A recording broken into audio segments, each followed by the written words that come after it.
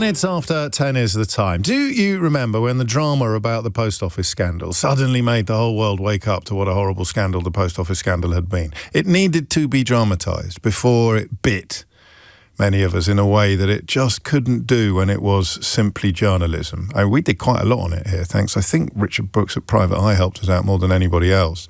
But sometimes the lens of drama can magnify ideas or even events in ways that I can't. I fail. It's probably why I tell you stories some mornings. There are two things in my mind this morning, as I, like you, reel from the extreme heat that we are mostly enduring. And they may not seem immediately obvious to you. One is Oliver Twist. And the scene in Oliver Twist that you may remember best from the Lionel Bart musical, but the scene in Oliver Twist where all of the workhouse boys, all of the orphans and the waifs and strays and the abandoned children who are living on gruel, aren't they? And the Mr. Bumble, is it? The guy that runs the workhouse, is it Mr. Bumble? Him and his mates are feasting, literally feasting in front of them. It reminds me in a way of a radio presenter complaining about children enduring hot weather from an air-conditioned studio, which I could have done. I mean, I could have been tempted to do that in the dim and distant past. This must be one of the most pleasant rooms to be in the country at the moment. It's not just air-conditioned, but it's air-conditioned to the most ridiculous technological degree. Not because of us. It's nothing to do with us, is it, Keith? It's all about the equipment. Can't have the equipment heating up, my lad. It just felt a bit like that. You've got these big, fat old men sitting in a dining room eating like haunches of venison and legs of lamb and slurping gravy and slapping their chops, while the poor kids outside are absolutely starving. And it did occur to me that some of the commentary that we'll see in the right-wing media, there's one ludicrous piece in the Telegraph today about how the 1976 drought, which I think caused about 3,500 early deaths, was all great fun and we don't understand why young people today are complaining about it. It's such a lazy position to adopt, but it's also quite obnoxious, which is why the Oliver Twist scene seems pertinent to me today. And the other thing I can't get out of my head, do you remember a couple of years ago, I'm obsessed with this, because you know what I'm like when I just can't understand something. When I really don't get something, I can't leave it alone. That business a couple of years ago about men thinking about the Roman Empire all the time. Do you remember that? Was it some sort of hoax that I wasn't in on? Did I miss the payoff or the punchline on that? For about a month, everywhere I went, I think I was still on Twitter at the time, so it must have been there a lot as well. For about a month, everywhere I went, people were wanging on about how often men, on average, think about the Roman Empire. I still don't get it. I'm becoming a bit of a bore on this subject with some of my colleagues because I hate it when I don't understand. I never think about the Roman Empire, and I'm reading all these pieces about how men on average think about the Roman Empire twice a day. I'll tell you what I do think about, surprisingly often. I do think about the end of a seminal, I think, 1968 movie starring Charlton Heston. Anybody? Bueller? Because we talked yesterday, didn't we, about that Leonardo DiCaprio film. I did. About the Don't Look Up film and the supreme allegory of a meteor heading towards the Earth, guaranteed to wipe out humanity, and the scientists screaming from the very tops, from the rooftops, about the imminent disaster and the necessity of doing something about it, and the way in which our sheep-like characters, us, you and me, sheep-like, just sort of chose to pretend it wasn't happening. They chose, which is, of course, the point of the title, not to look up. They chose not to look up. And we're still doing it. We're still sort of choosing not to look up. So the film I can't get out of my head when I allow my thoughts to move in these directions is Planet of the Apes, of all things. And the final scene when Charlton Heston stumbles across the top of the Statue of Liberty, poking out of the sand, and realises that he hasn't landed on some dim and distant planet occupied by apes, which is what they originally thought, but he has instead arrived or landed on Earth, decimated by nuclear warfare, and it is to his fellow humans that he addresses this incredibly powerful condemnation. You maniacs! You blew it up! Oh, damn you! God damn you all to hell! Oh, man. Charlton Heston was such a legend, and then he went all weird with the gun lobby, didn't he? And do you remember that speech he gave to the NRA about having to claw his gun out of his cold, dead hand? It just all went really weird. But Ben-Hur, Planet of the Apes, these were absolutely seminal movies. I have a policy. Anything made before 1970, I don't worry about spoilers. So I apologise if you've never seen the end of Planet of the Apes and that has ruined it for you. That's the original version, not the remake that Tim Burton did.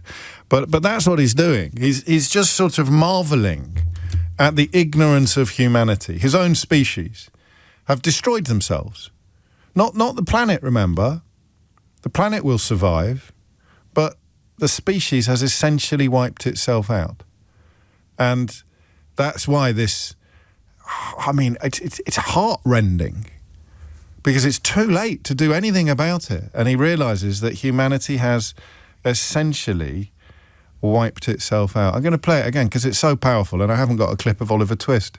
Food, glorious food. I could do it for you myself if I don't think anyone deserves that. Here it is again. This is what will happen. This will be some dim and distant human who somehow manages to evade, probably by dint of being in space, it manages to evade the collapse of humanity caused by climate change, flies back after spending a couple of years on Mars. I don't know. I'm making it up as I go along. It's not a film pitch. And arrives back to discover that we have literally cooked ourselves. We have cooked ourselves. And this is what he will sound like. You maniacs! You blew it up! Oh, damn you! God damn you all to hell! Amazing letter in the Times, I think it's today, looking at precisely the question of what we are doing. I'll read it to you in its entirety. It's from Sir Brian Hoskins, who's the chair of the Grantham Institute, Climate Change and the Environment at Imperial College London. And he writes, "Sir, since I began studying extreme weather and the atmosphere in the 1970s, I have watched the theory of climate change become reality. The evidence is no longer confined to academic journals. We are all feeling the impact in the stifling heat affecting our homes, schools, hospitals and workplaces this week. The science on this is clear. Until we reach net zero emissions, climate change will continue to fuel ever more severe extreme weather and costly climate impacts. Despite that, the discourse around net zero is increasingly decoupled from that science and our changing weather. It just is. This is just true. While it is right to debate costs and implementation, public and political discussion increasingly overlooks the fundamental why. What do I always tell you? The most important word in the English language? Why. Net zero is not an arbitrary slogan. Rather, it is dictated by the laws of physics. To halt warming, net greenhouse gas emissions must stop. Pretending we can safely slow the transition ignores the certainty of escalating climate costs, which will fall most heavily on vulnerable lower-income households. That's where it all goes a little bit Brexit. It will be vulnerable lower-income people that suffer the most as a consequence of right-wing politicians insisting that net zero should not be a major commitment for any government. Kemi Badenoch being the latest to fall into the line demanded by lobbyists and fossil fuel profiteers. And you sort of know now that this is the new normal. It's why people who are desperate to pretend that it isn't have to cite 1976. Is that a James Blunt song? Or is there a James Blunt song called 1976? Anyway, they have to cite it. They have to somehow persuade. Because if you work for the Daily Telegraph, you've essentially spent the last 20 or 30 years being bankrolled by people talking absolute gibberish about science, about actual science. 1973, the James Blunt song, forgive me. Absolute gibberish, and they're still at it. I think there was a summit in London a couple of days ago where the fossil fuel lobbies were just sort of having a laugh. All the usual suspects turning up to give speeches. Badenoch was there, Farage was there, just dancing to the tune of the fossil fuel lobby, the fossil fuel billionaires. And yet, as this, that's why it's Brexity, isn't it? Because this guy is one of the world authorities on the actual science, but here's Kemi Badenoch to tell you why he's wrong. A bit like that time Andrea Leadsom tried to lecture the former Director General of the World Trade Organization on what the World Trade Organization was. But here it is. Net zero is not an arbitrary slogan. It is dictated by the laws of physics. So what are we going to do? And by this, I don't mean the net zero question. I just wanted to share that with you so that you, like me, can be haunted by the words of Charlton Heston at the end of the original Planet of the Apes film, or the original English language version, actually. I discovered when I was looking for that quote earlier that it was based on a French film originally. So it's not that. What are we actually going to do? So the political story this morning is about maximum workplace temperatures. So in case you need anybody to tell you this, there are legal limits on the temperature in which cattle can be transported. Legal limits. You've got a lorry full of cattle. If the temperature exceeds a certain threshold, you've got to get them off the lorry. You can't transport them until things have cooled down a bit. There is no such thing for humans. That there is no maximum workplace temperature. They're talking about introducing it. And the same with schools. It's an entirely arbitrary idea. When a school shuts, it's because the head teacher have decided that they have to. So I sit here sometimes trying to come up with ideas, and something occurred to me that's a little weird. It may tie into the conversation we're going to have a little bit later about the North and one of Andy Burnham's reported ambitions to move some of his prime ministerial machinery to Manchester. But I kind of tried to come up with ideas about things. And it occurred to me, one of the most obvious things we could do as a population is change our hours, to have summer hours. I don't even know whether they have siestas in Spain during winter. Do you? When I go to the south of France, or when I go to Greece, or when I go to Spain, hot countries, Mediterranean countries, I only ever go in the summer, and everything shuts down for a couple of hours in the afternoon. The shops shut, everybody goes home. The second sitting between lunch and dinner in most restaurants in Tavernas, the whole place will shut down. People will go home. The schools will close. You'll have a proper break in the afternoon, and then you'll go back in the early evening when things are a bit cooler. I don't even know whether that happens in winter, but I don't think we could do it here. We certainly couldn't do it in London because people work miles away. People are commuting for an hour and a half each way. What are you going to do if you have to go home for a siesta in the middle of the afternoon and you've got a 3-hour commute? That's 5 hours of the day that's gone. 3 of it travelling, 2 of it siestering. By the time you get to work, it's going to be time to go home and set out to come back again. And then I read about, marvellous, we've got an idiot's corner for you. I'll share it with you in just a second. And then we look at the things that you can actually do. I discovered something last night. I read one of those articles that everybody's publishing about what you can do in the heat. And it was wonderful. It worked. You put a wet towel. Don't put it near your electric fan because it's wet, right? It's the laws of physics again.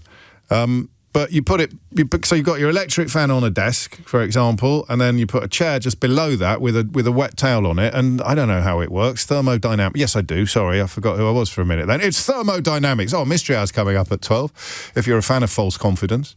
You put the towel on the chair, and it rises up. Something evaporates, and it means that you're blowing cold air into the room, like a sort of homemade air conditioning unit, rather than just circulating the warm air around you.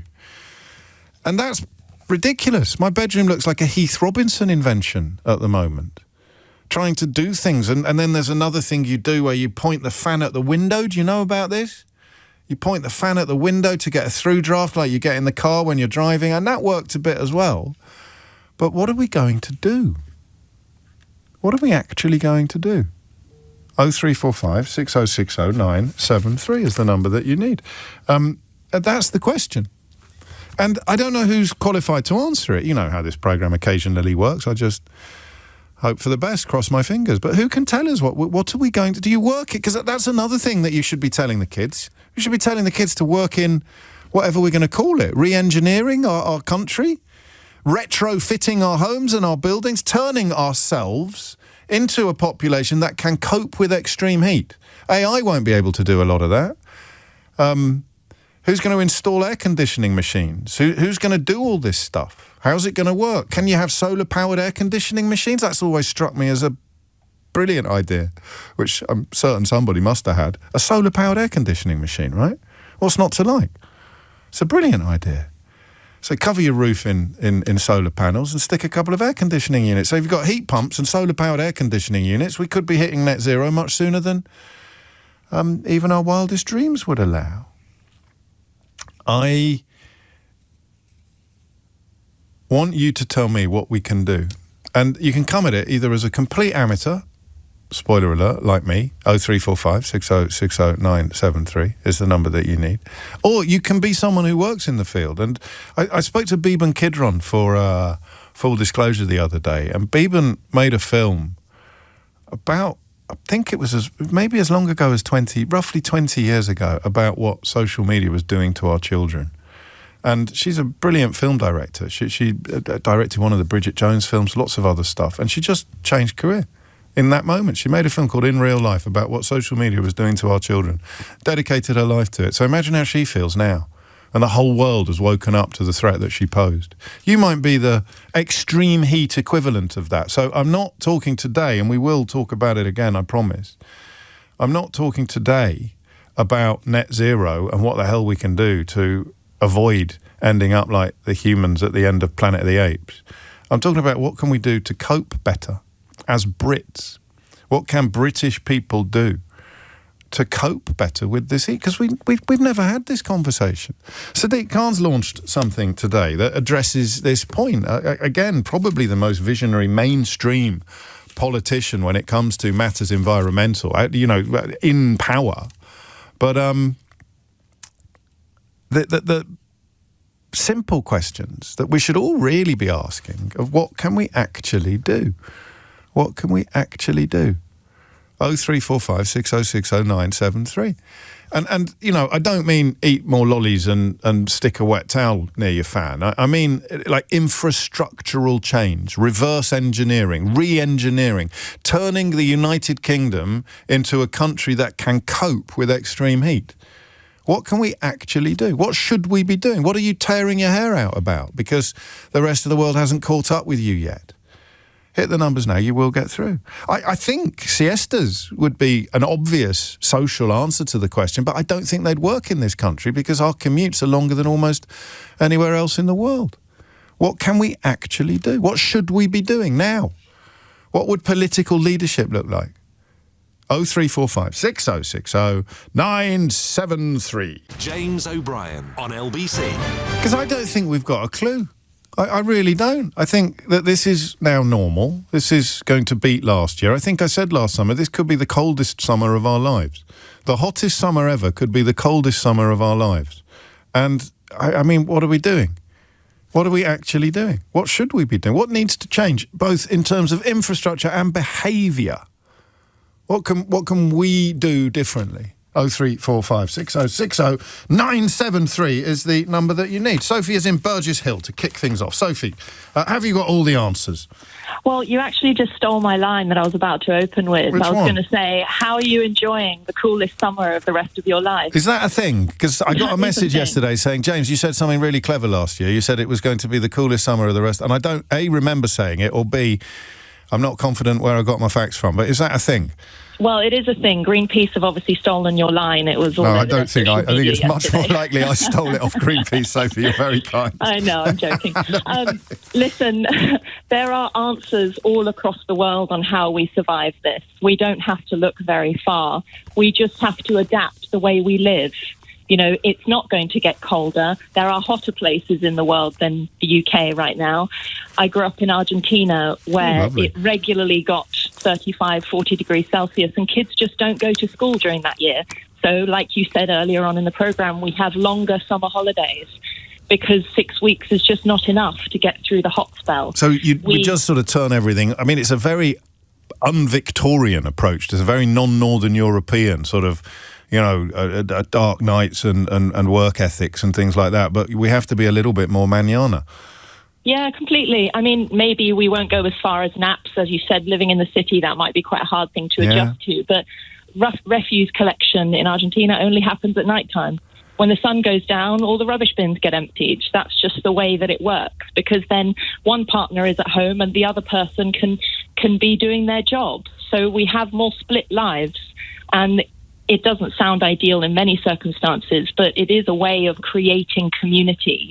Granny lives at home, you rely on your elderly neighbours, you look after them in turn.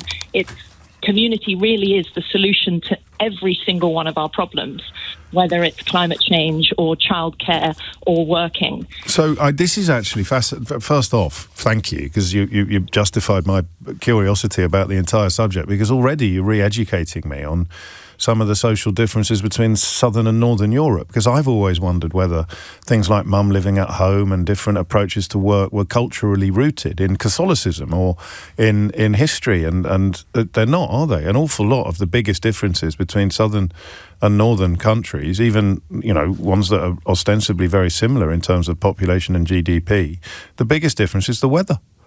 Absolutely. It always baffled me when I came back to the UK that as soon as everybody turns a certain age, they want to move out and pay their own bills and cover their own expenses and live in smaller properties.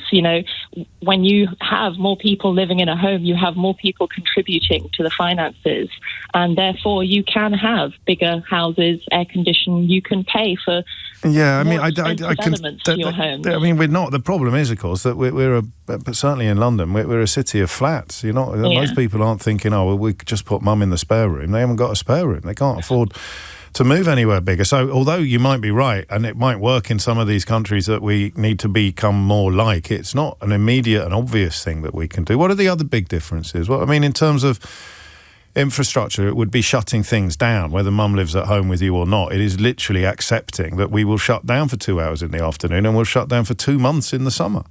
But it's also routine, Yes. Kids always fill up their water bottles at the end of the day and they put them in the freezer, so they've got an ice bottle to take in. I know that sounds silly, but there are things like shutting your windows. The amount of houses that I see with their windows open right now, walking down the street. Why are your windows open? You're letting all the heat in. Shut the windows first thing in the morning, shut the blinds. It'll stay cooler in the house. We don't know enough about how to cope, because it makes, if it's hotter outside than it is inside, then opening the windows is the silliest thing you can do. But people do it because in the past it has been the right thing you do when it's hot. You get some fresh air circulating around the room. On a scale of 1 to 10, and given that you've got a foot in both camps, you've lived in a very hot place and now you're living here as it gets hotter. How urgent is this? How urgent is major infrastructural and behavioural change? I think there is infrastructural change needed across the world. Buenos Aires, for example, in January just shuts down. It's a ghost town. Almost the whole of January. There are power cuts because everybody's got their air conditioning on and the system can't cope with that. So everywhere, even the hottest places in the world, still have to find new ways of adapting because they're also getting hotter. But this isn't changing. This isn't going to get easier. If you're struggling now, you need to make a plan for the future. Plant trees in your garden now. The only reason my house is an oasis is because I have 20 to 50-year-old trees all along the back end that meets the school. I don't live in an expensive property. I'm not very but again, well off. Again, you've got room to do that in West Sussex in ways that you wouldn't have to do it in North London or it would be much of West London. But yeah, you're right. Obviously, you don't say, well, we can't do that because not everybody can do it. You say to the people who can do it, do it. It's that those two words are my words today: infrastructural and behavioural. What are the changes that we need to make? We have to remember they will have to be unique to the United Kingdom. LBC website carries a story by my colleague Fraser Knight about the Mayor of London wanting maximum temperature limits to be introduced in offices as he describes biblical weather events as now being an annual occurrence. Antonio Guterres was speaking yesterday. He warned that London is cooking. And this line here: we have just lived through the 11 hottest years ever recorded. And today, this city, London, and far beyond, is experiencing the hottest day of the year with higher temperatures to come. Historically, June's not even the hottest month, right? It's August, isn't it? So are we on a graph now? Are we on an accelerating graph? What do we need to do differently? I'll tell you what we really don't need to do. We don't need to have ludicrous dinosaur debates about whether or not children are too soft, or back in my day we wouldn't have done this. It would be a bit like sort of complaining that if another ice age came around, we'd be complaining about children complaining about how cold they are. This is, number one, it's care, and number two, it's science. We need to adapt to a changing world. Even if you are convinced that the climate change isn't caused by fossil fuels and human beings, if you've inhaled Daily Telegraph editorials for the last 30 years, you can't argue with the temperature in your kitchen right now. That's not an opinion, that's counting. And it's normal. In fact, the front page of The Guardian today goes, "The new normal?" ? I don't think it needs a question mark. The hottest ever June day, yesterday, in the UK, France, breaking heat records. Extremes are driven by climate crisis. That's not an opinion, it's counting.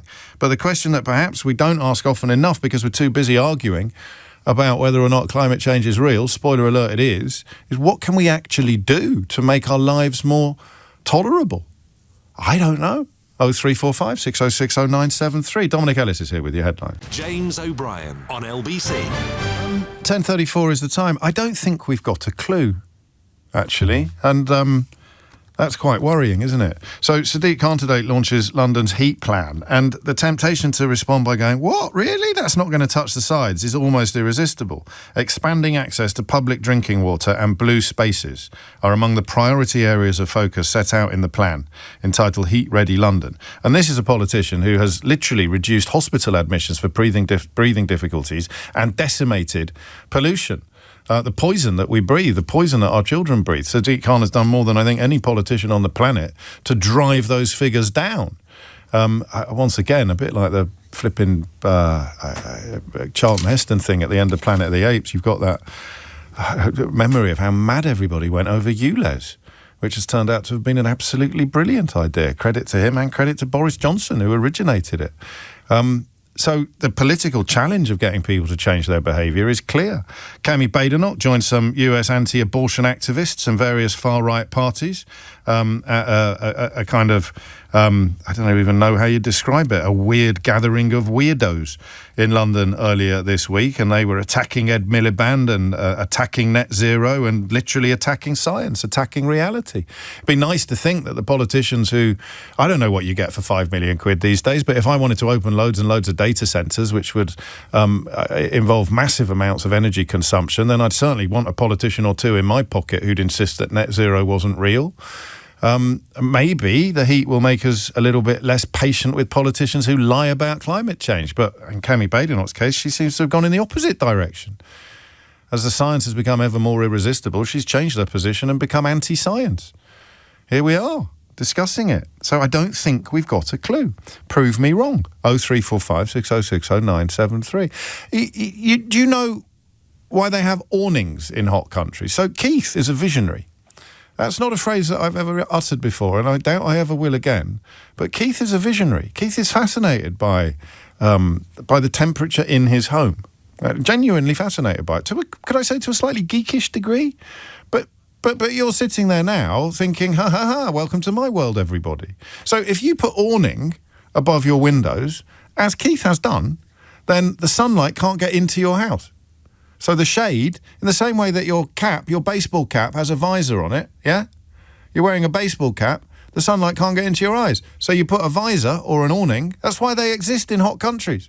And the sunlight then can't get to the window in anything like the way it can when you haven't got an awning. I mean, it's mad, right? But all public buildings should have awnings. There you go. You're not going to elect me on the strength of that promise, are you? Daniel's in Gateshead. Daniel, what would you like to say? Hi, James. Hiya. So I've lived in some very hot countries most of my life. So I grew up in Portugal, where the hottest summer I remember was 53 degrees Celsius. Shut up. In the eucalyptus forest near Entroncamento. But I also lived in Madrid. Do you have siestas in winter? Do they have siestas in winter? It's very surprisingly cold in winter. Yeah, I know. That's why I'm asking. Do they still? I just don't know, mate. I don't know. I only go to hot countries in summer. Do you have siestas in winter? Not really, no. Right. So this is like part of the problem. Often with these sorts of things, it's quite a complex answer. Yes. It's the same thing with climate change. It just requires lots of changes, and it's just all I've been hearing a lot this morning is about people saying, "Oh, I've got to install air conditioning," but air conditioning contributes to the problem because it creates a lot of heat. Yes. And we've got very, very leaky houses, right, and housing that doesn't really do very well with that sort of thing. So it's funny how people make a conversation about air conditioning, but then all of a sudden heat pumps aren't a thing. So I've got an old Edwardian house here in Bentham, in central Bentham, and I installed a heat pump, nice and cozy during the winter. It saved me, in total, I've saved about £1,700 last year in energy bills and stuff like that. Now, when it comes to during the summer, we have to insulate our homes, but you don't need air conditioning. You just need to know how to manage it better. So what have you done? What have you done? So I've got everything closed, right, except for one window at the top and one window at the back of the house. Right. And what it does is it brings cold air from the bottom of the house through the house and out the top. Fair enough. Right? And my house is now nice and cool. Is it really? But yeah, nice and cool. How many floors is it? 3 stories. So have you opened like a dormer in the roof then, or? There is there's like a roof kind of window sort of thing, right? And that's it, and that creates a through draft. Yeah, and you just got to, all the curtains are closed, all the windows are closed, and all those sorts of things, right? But, for example, this morning I was listening to how people were saying how it's ridiculous that we're sending kids home at like midday when supposedly it's at its hottest, right? That's exactly what they do in Spain. Of course they do. Everybody knows that. Some people pretend not to understand it because they don't like thinking about things. But it seems like in Spain, summer holidays for kids are 3 months long because they haven't got half term. And Greece is why a lot of Athenian families go to the islands for the entire summer. The whole population shifts and moves. So there are things we can't do because they're not baked into our culture or our behaviour. But there are things we can do, and that would involve property management. Is what I describe. What you've been telling us. We have this opportunity to kind of, how can I say, like rebuild what we need to do for the future, right? So, it's just funny how at wintertime we're talking about cold houses and mouldy houses, and then at summertime it's way too hot and all these sorts of things. So surely our problem are our houses. So it's funny how we then talk about things like insulation and heat pumps and cooling, and one part of the argument's ridiculous and the other part's not. I don't really get it. We have to think about this much more logically and much more kind of practically. And then on Tuesday, you had a bloke called Chris Wright, a former fossil fuel executive who Trump made energy secretary, claiming that climate crisis is exaggerated and that European countries have realised their mistake and are now trying to pivot back towards fossil fuels or pivot away from net zero. And people like Kemi Badenoch and Nigel Farage were attending the same event. That's what humanity is up against. Mm-hmm. Yeah. I mean, as you know, like I own a business here in Gateshead, and if businesses think that this sort of thing is going to be good for them, it's absolutely not. It's not good at all, right? And we can't just carry on with the way that we're going on. I mean, my business has grown 28% year on year. We love your business. Remind me what it's called in the coffee shop in the park. It's Prism Coffee. Prism Coffee. There you go. And you're a very early adopter of environmental ideas. Yeah, it's a really big part. It's from the absolute get-go. I haven't had to change any single thing about my company over the past 3.5 years, right? So I've been able to reduce energy by over 10% while increasing the business by 28%. Interesting. Right? It's so obvious things like when that, you talk that's saving me like operational costs and all those sorts of things, right? It's just silly part of the arguments that we're having. But, you'd like to think, oh, well, here in the park, it's really great for business. It's actually not. It's too hot. Yeah. People don't want to be out. I know. It's not a great day for phone-in shows, to be honest with you, unless you're in an air-conditioned environment. The last thing you want to do is pick up the phone and start sweating out of your ear while you talk to me. But luckily, we're pushing through, Daniel. We're pushing through. Good luck. And he's just right, everyone should be doing it. All this sort of right-wing talk about energy bills are too high. You should be looking at ways of reducing them by using less energy, not by reducing the cost of energy. It's a no-brainer, but then you read that Kemi Badenoch joined anti-abortion activists and European far-right parties at a conference where Ed Miliband was described as a villain, and Britain's net zero policies came under fire from, wait for it, right-wing populists and wealthy US backers linked to Donald Trump. So let's just go to Idiot's Corner quickly. John's there. James, you've been on air for 25 minutes and you haven't blamed the hot weather on Brexit or Nigel Farage. Are you feeling okay? John, it is precisely the right-wing politicians who are in the pockets of foreign billionaires and fossil fuel billionaires and crypto billionaires. They are precisely the people that are informing idiots like you that climate change is not something that they need to worry about. So you're so nearly there, John. You're so nearly there. And it is always, always about the money. Follow the money, and you will find the reasons why people like you have been persuaded to act against your own interests and your own children or grandchildren's health. Although that's not fair, because you're probably not allowed to see them. 10:43 is the time. Mary is in Haywards Heath. Mary, what would you like to say? Oh, hello, James. I thought for one awful moment you were going to put me in Idiot's Corner. Don't be ridiculous. Well, you haven't spoken yet. No, I can't make any guarantees or promises, Mary, but I have a sense we'll be okay. Okay. I'm ringing to give a bit of a shout-out to all the poor early years teachers out there. Yeah. I'm a Montessori teacher. Our nursery had to... We're going to sort your phone line out, Mary. Sorry about that. I'll probably come back to you. If not, it'll be Kevin in Southwark next, and then you. You're listening to James O'Brien on LBC. Listen, none of this is binary. So, air conditioning good, air conditioning bad isn't binary. Obviously, air conditioners create heat, but it's heat that's being pumped outside while the inside is getting cooler. But equally, as Daniel explained to us, there's things you can do in your home that would be as effective. I think do some heat pumps go the other way? Can some heat pumps pump cold air? I don't even know. And that's part of the problem. None of us know. None of us have got a clue what to do to make an extremely hot country easier to live in. And we are becoming, for several months of the year now, an extremely hot country. It's 10:45. James O'Brien on LBC. 10:47, you're listening to James O'Brien on LBC. This question of what we need to do, I don't know. It's psychology needs to drive the politics. It breaks my heart to read about this conference in London. Farage was there yesterday.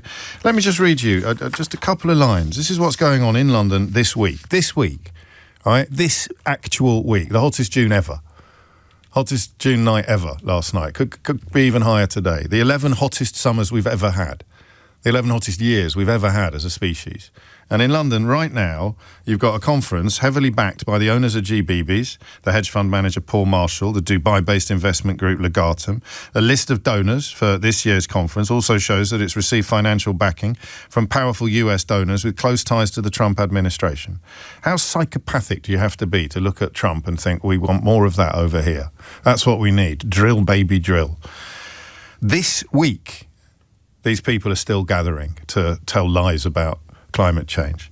Analysis by DeSmog, which is a climate investigation outlet, and Greenpeace is Unearthed, found that the donors include Anthony Pratt, an Australian-born billionaire who reportedly donated $14 million to the Trump-supporting MAGA super PAC, another $1.1 million to the president's inaugural fund.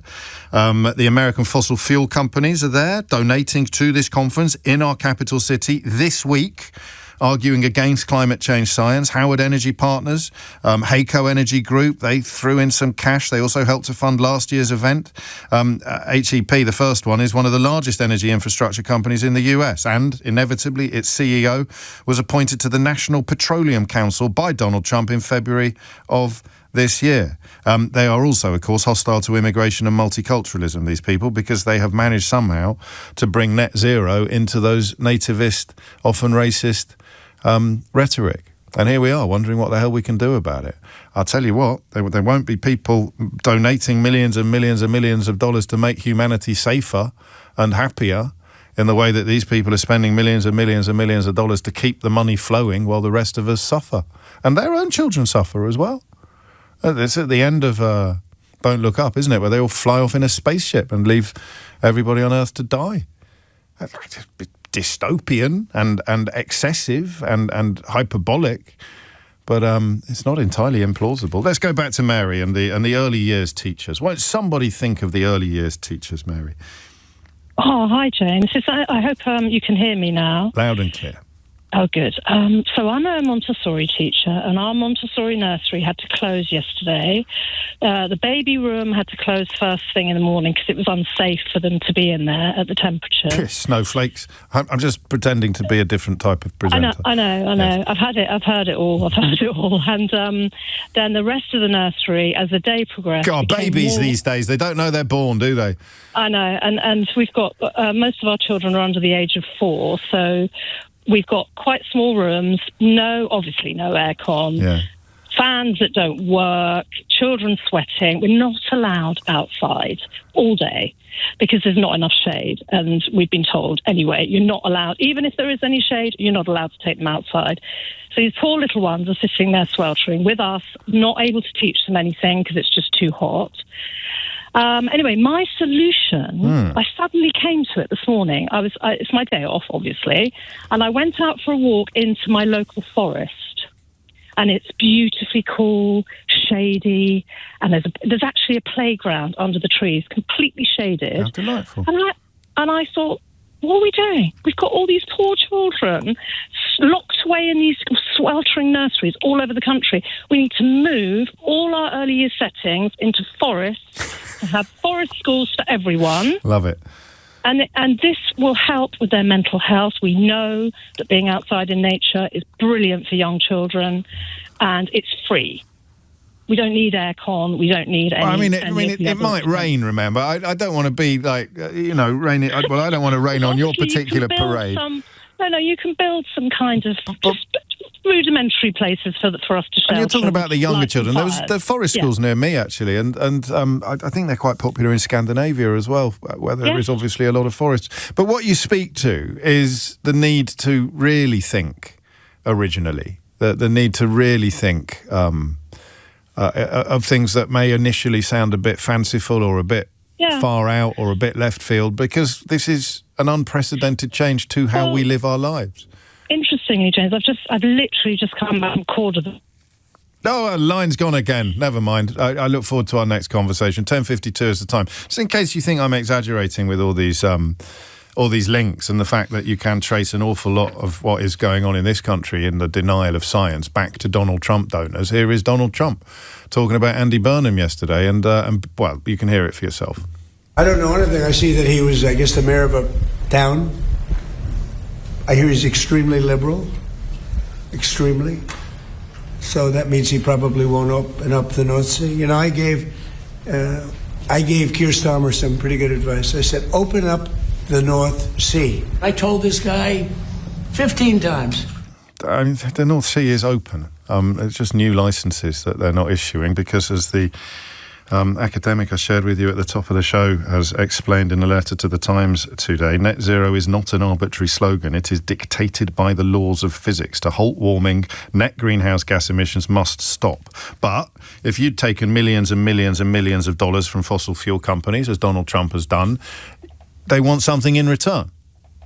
And what they want in return is for you to keep pumping fossil fuels both out of the ground and into the atmosphere. That's what they want. They don't give $14 million to his super PAC because they've just got a bit of money lying around and they found it down the back of the sofa. They don't fund a conference in London that Kemi Badenoch and Nigel Farage are dancing for coins at. Actually, I presume they're doing it for free, to be fair, although with Farage it's always impossible to know, isn't it? You could have been given £5 million to turn up. He's never going to tell you or me. But they're not doing it for fun. It's none of your business, by the way, whether Nigel Farage got paid $5 million to turn up at this thing and speak out against climate change or whatever it is. That's according to him. It's none of your business whatsoever how much money he gets, given by very, very rich people with very, very clear agendas. But they don't do it for fun. They give people like Trump this money so that Trump then goes to bat for them. And on this occasion, they're batting for fossil fuels. And our country has got lots and lots of people in it who, forgive me for being rude, are too stupid to realise what's happening to them. Or too incurious, shall we say. That's probably kinder. But it is irrefutable. It's inarguable. And yet it's still happening. Kevin's in Southwark. Kevin, what would you like to say? Yeah, good morning. Hello. Great show, great debate. Very kind. Three points I'd make, which I think is missing not just from your show, but the whole of LBC and the BBC and all the rest of them. Go on then. One is long-term versus short-term. The other one's income, wealth and income inequalities, wealth and income inequalities, and the other one's complexity, which, funny enough, all that mirrors Brexit. I don't think you were listening yesterday, Kevin, in Southwark. Were you? I might not have done. Yeah, because I covered all of that. Did it in spades, mate. Done it. Oh, okay. Right. You have to put me in the naughty step or whatever it is. That's all right. No, I mean, when I say long-term versus short-term, I mean, Yes. you think, so, okay, Burnham turns up in Downing Street. What's his main objective? To get re-elected in 3 years. And net zero is much longer than climate change is a much longer issue. You walk around where I'm living here in Southwark, you see brand new buildings going up with obviously no measures whatsoever to deal with climate change. And why is that? Because the companies that build them, they're short-term. They want a quick buck. Then the other thing is that, okay, your listeners, all good suggestions of things we could do. We could have, blinds and stores and all the rest of it. This costs money. Yes. So where's that going to come from? And Because as ever, again, another Brexit echo. It's the people with the least money who are going to be hit the hardest and hurt the most by the policies being bought and paid for by the kind of people who've set up this conference in London this week. And I'm not just talking about people who are literally on the breadline. No. I live in a row of houses here where they're middle-class people. Most of them, they won't put solar panels up. They don't put blinds up and all the rest because they can't afford to do it. They don't have the money. And the other thing as well linked to that is if we think about what happened with the cigarette lobby, which took, 50 years to try and push back on them, the oil lobby is far more powerful. Way more powerful in terms of the sheer amount of money involved. That's a difficult one. And the third one on complexity, well, I mean, I worked for an outfit called OECD in Paris on the common agricultural policy, which is highly complex. I think the public have a problem trying to understand what climate change is about because it is complicated. And we had to bring in meteorologists from the Met Office in Britain, scientists, to explain to us economists what it's all about. We were shocked. And that's really interesting, isn't it? Because I mean, the more complicated it is, the more opportunities there are for populists to tell comforting lies. Exactly. So I'm wondering if the term net zero is very useful for the average. I might be interested to have a poll, find out how many people could define what's meant by net zero. Can we think of a better one? Well, that's a problem. I don't know. How do you do that? I don't know. I mean, because as Brian Hoskins points out, Sir Brian Hoskins points out in the Times today, he's chair of the Grantham Institute at Imperial College London. It's not an arbitrary slogan. I mean, it simply means that until we reach net zero emissions, as in we are putting into the atmosphere net zero emissions, then climate change will continue to fuel ever more. But you're right. I think probably it needs even more explaining than that. It needs somehow to be even clearer that we have to be deriving all of our energy from things that don't involve pumping exhaust fumes into our children's lungs. Yeah. I think young people are getting it through schools and education. Young people are getting everything.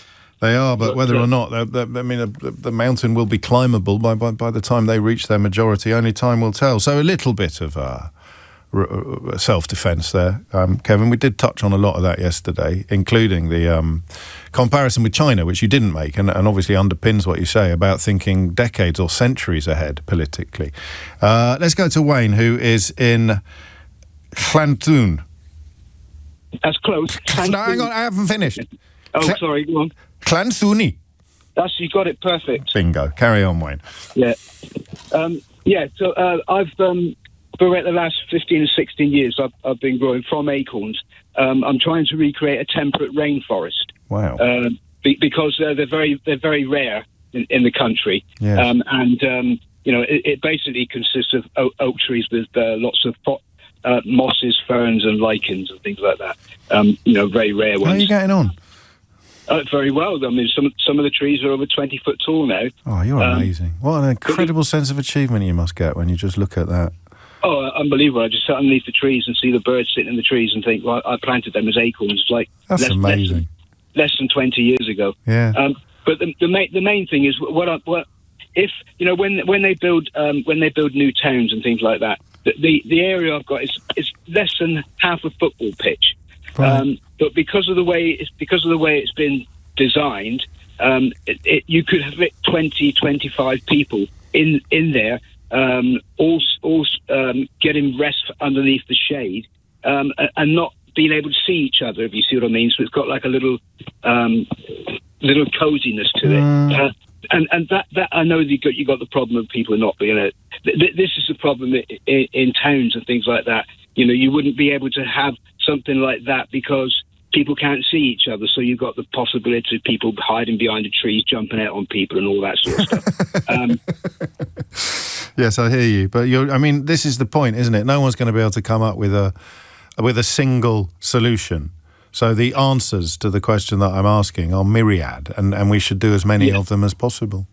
Yes. But the thing is, you see, I was just saying to somebody that on the phone earlier on that I was just about to go... I don't know who that was, by the way. They were just walking past and the phone was ringing. They just picked it up. Were they all right? Were they polite to you? Who's that? The person you spoke to on the phone. I don't know who it was. They were just walking past the studio and they came in and picked up Eleanor went to the loo. There was this complete stranger walking past the studio. They just came in and picked up the ringing phone and then put you on the radio.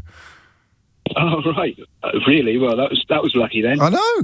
You're telling me. The temperature in the woodlands is about 10, 15 degrees difference from being out. And this was created, as I said, in less than 20 years. Do you know the two best times to plant trees, Wayne? Yeah, go on. 20 years ago and now. Yeah, exactly. You've got it. You've got it, mate. I haven't got it. And the thing is, it didn't cost anything. That's the whole point about it. You know what I mean? It was planted. Where did it come from? Sorry, I'm late for the news. So I shouldn't have gone off on that mad tangent about someone picking up the phone. So my apologies for that. But where did the idea come from? When did you suddenly think to yourself, I can't do much, but I'll do what I can? Basically, because I was retired and I've always wanted to put something back. But with me being ADHD, I've never been able to do that. But now that I'm retired, I can do that. So it's just basically I've got the availability to do it. So I decided I had to do it. Making you morally the polar opposite of the people who turned up at this ARC or ARC conference in London earlier this week, 2 minutes after 11, because they're constantly thinking, how can I take more out? How can I take more out? How can I take more out? How can I take more oil out of the sea? How can I take more money out of the population? How can I take more out? How can I take more out? How can I take more out? Here's Nigel Farage to deliver a speech. Here's Cammy Badenoch to deliver. How can I take more out? And there's Wayne in Llanthony in Carnarvonshire. I'm just wondering how he can give more back. It's 11:02. James O'Brien on LBC. 6 minutes after 11. You're right. Lots of people getting in touch to say what a lovely bloke Wayne sounded like. He really did, didn't he? And I'm glad I spotted that connection between Wayne down in Wales, who just wants to give something back, so he's trying to build his own temperate rainforest, and all of the people who gathered in London this week under the auspices of an organisation set up by Jordan Peterson, I learn this morning, to essentially rail against net zero and immigration and multiculturalism and all the other things that the people who wish you harm are convinced they can persuade you to believe are the real threat. Listen, I want to talk about Andy Burnham's reported intention to, in the highly likely event of him becoming Prime Minister, to move some of the operations, some of the prime ministerial machinery to Manchester, Cottonopolis, my second favourite city, with apologies to Birmingham and Edinburgh, for which I have enormous soft spots, but Manchester just gets the nudge on second only to London. Dublin's coming up fast, actually, if you're interested in such things, but I haven't yet spent quite enough time there for it to have assumed a sort of permanent place at the very top of my affections. But listen, did you hear me say, somewhat embarrassing, or embarrassedly, is that a word, Keith? Embarrassedly? Somewhat embarrassedly, I said some time ago, without really being able to explain it, that I think it's important for the next Prime Minister to have a Northern accent. And I meant it. I mean, I always say you know what I'm like. You might not. You might have just tuned in for the first time by accident, in which case that's probably your day peaked. That's about as good as it's going to get. Stumbling across this show by accident is probably going to be the highlight of your 2026. I'd like to understand things, and I don't really know why I think it's important that the next Prime Minister has a Northern accent. I don't really know. For the record, my roots are very Northern. You wouldn't know it from the way that I speak or the fact that I've lived in London since my first year of university. But my father is from Leeds, my mother is from Sheffield. My childhood was really defined by their friendships with people that they had known in Doncaster, where we lived, Sheffield, where Dad worked. Then we moved to the Peak District, which for me counts as the north. So although bits of it would be technically the East Midlands, I'm talking about Glossop, Derbyshire. That's my life. That's who I am, really, in terms of my childhood. The northern accent, the Yorkshire accent normally, with a sort of side serving of Lancashire, were the accents of my childhood, even though from the age of about 3.5 I was growing up in the Midlands. Prior to that, and you know, those formative friendships that people make in their 20s, the ones that really set you up for life, those were the friendships that my parents had with my godparents. So my godparents are from Stockport and Doncaster, and that's kind of who I am. And that might be why somewhere inside I've always felt that the North is not properly understood or appreciated by Londoners, not Southerners particularly, because I'm sure that rural Sussex feels alienated from London in some ways, or rural Kent obviously does. The seaside towns do. They all vote UKIP, so they can't possibly feel that they're part of modernity. And London represents modernity. London represents the future in many ways, the present and the future. And the fact that London is such a fantastic place is what boils the blood of the kind of people who've turned up at this conference this week to tell lies about climate change and rail against immigration and diversity. London is their kryptonite. That's probably why they're here. So they can all desperately try to get mugged and then claim that London is the worst place on the planet. It's why they hate Sadiq Khan, because he is a thrice-elected Muslim mayor of our capital city, and Londoners keep electing him. So why do I think it matters? I don't actually know. But it's the same thing, isn't it? When Andy Burnham is reported to be looking to set up a number 10 in the north, moving part of his prime ministerial operation to Manchester, in what the Financial Times describes as a radical attempt to shift power beyond Westminster. If you, by the way, ever feel that you're not sufficiently au fait with matters northern, you could do a lot worse than read every single word ever written by Jennifer Williams, the Financial Times Manchester correspondent, who probably the North of England correspondent, actually, who is one of the best journalists in the business on any brief, on any patch whatsoever. And it is she that quotes one person briefed on Burnham's plans as saying, Andy has big plans on devolution, and that includes having an office in the north. Burnham himself has declined to comment, but a spokesman said he would set out his devolution plans in due course. And it's weird for me to feel something that I can't fully explain. I find myself thinking this is a really good idea, or feeling that this is a really good idea, without really being able to explain why. And I think it's about my own duality, this. I think it's about the fact that I love London. I never really wanted to live anywhere else once I reached my majority. And yet large parts of my heart remain in the regions. And the disconnect is real. The way in which London is perceived is negative outside London. And I don't think we realise that. And part of the reason why we don't realise that is that we don't spend enough time caring what you think. We really don't spend enough time caring what you think. And it's not that London is perceived in a negative way because of all the racist lies on Twitter and all the anti-Sadiq Khan propaganda. It's just a little bit I can't really put it into words, but it was true when I was a kid. Do you know, bizarrely, I was just thinking about Kidderminster, and as I was thinking about Kidderminster, where I grew up, Alistair texted to say, I've just driven through Kidderminster. It's looking more godforsaken than usual. How dare you cast aspersions on my ancestral home.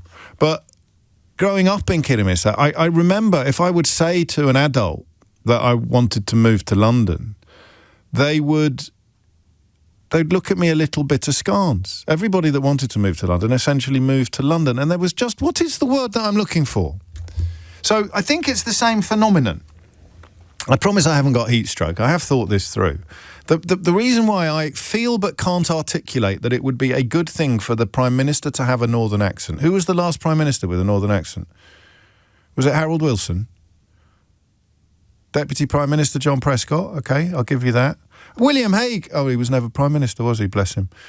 And it's not really a Northern accent, is it? It's a weird... I mean, it is technically a Northern accent, but it's a very strange accent, William Hague. I think it was Harold Wilson. So I can't articulate why it matters, and I might be patronising you. I'm not going to patronise you to the point of saying, why are Northerners so funny or something like that, but I might be patronising you by saying I think that the next Prime Minister should sound more like you than me. I think, and this is really odd, and I hope it's not patronising, but if it is, I'll take my medicine, as long as you serve it. I think when Keir Starmer sought to establish his working class credentials, which were impeccable, I know they lied about him, claimed his dad was the factory owner and stuff like that, but, you know, he is the son of a toolmaker. He went to state schools. He essentially represents, like Bridget Phillipson, an extraordinary story of British social mobility. But it didn't work because he looked like a Londoner. And Londoners look privileged to everybody else. Even though we've got epic poverty in our city. We've got epic poverty living cheek by jowl with epic wealth. I remember when I spent a lot of time in Notting Hill, it was extraordinary the way in which a £5 million house could be right on the lip of a council estate that had some of the worst levels of poverty in the country, not just the city. And yet to outsiders, London looks privileged. And because London... This is a theory, by the way, which you are not only welcome, but indeed compelled to challenge if you want to and if you can. London looks privileged to everybody else. And because London looks privileged, Westminster looks out of touch with the concerns of people outside London. I think this is true. I think it's part of the answer to the question of why I feel it's important for the next Prime Minister to sound more like my dad than me, more like my mum than me, because it reminds us subconsciously that he's governing a country and not a constituency centred upon Westminster. And it can look tokenistic to say, I'm going to move some of my office, I'm going to set up a number 10 in the north. It could look tokenistic or patronising. But if it's authentic and sincere, then it's coming from the place that I'm trying and not entirely succeeding to describe. This sense that London is, through no fault of its own and no fault of the people that live here, there's a perception of detachment attached to London. I wonder whether part of it, and I'm going to get into difficult territory now, I wonder whether part of it is the knowledge that you could move here if you wanted to, but you didn't. So there's something negative there. I could have moved. I wouldn't want to live in London, but it's, you know, we've got a higher standard of living, higher wages. It is in many ways measurably better than everywhere else in the gear. But I don't know. That's possibly a speculation too far. But 2 questions really. Well, no, that's not true. About 10 questions actually, because I'm in one of those moods. So the first is, do you think it matters that the next Prime Minister has a Northern accent? And can you do a better job than me of explaining why? All right? 0345 6060 973. And if you are outside London, what generalisation can you make about how London is viewed? What would you say? Because I'm trying, but I've lived there since 1991. And the year before that, I was in Manchester. And for 15 years before that, I was in Kidderminster. I can't remember what it's like not to be in London. What does London look like to people who aren't in London? And does that affect your response to or reaction to this suggestion that Andy Burnham is going to put part of his office, part of the machinery of power in Manchester? So, the Northern question. Can you do a better job than me of explaining why you want a Prime Minister who sounds more like you or more like my dad than me or Keir Starmer? I think it really matters. I can't fully articulate why. 0345 6060 973. If you don't want to get involved in this sort of weird social conversation, tell me your reaction to the proposal to put some power in Manchester, to put parts of Andy Burnham's prime ministerial machinery in Manchester. Do you welcome that, or do you think it's tokenistic and a little bit patronising? 0345 6060 973. And I know this sounds odd because you can never step outside the world you inhabit, but there's that wonderful line I quote a lot by Rabbi Burns about won't some power something gears to see ourselves as others see us. If you could see yourself as others see you, you'd achieve much greater knowledge, much greater understanding.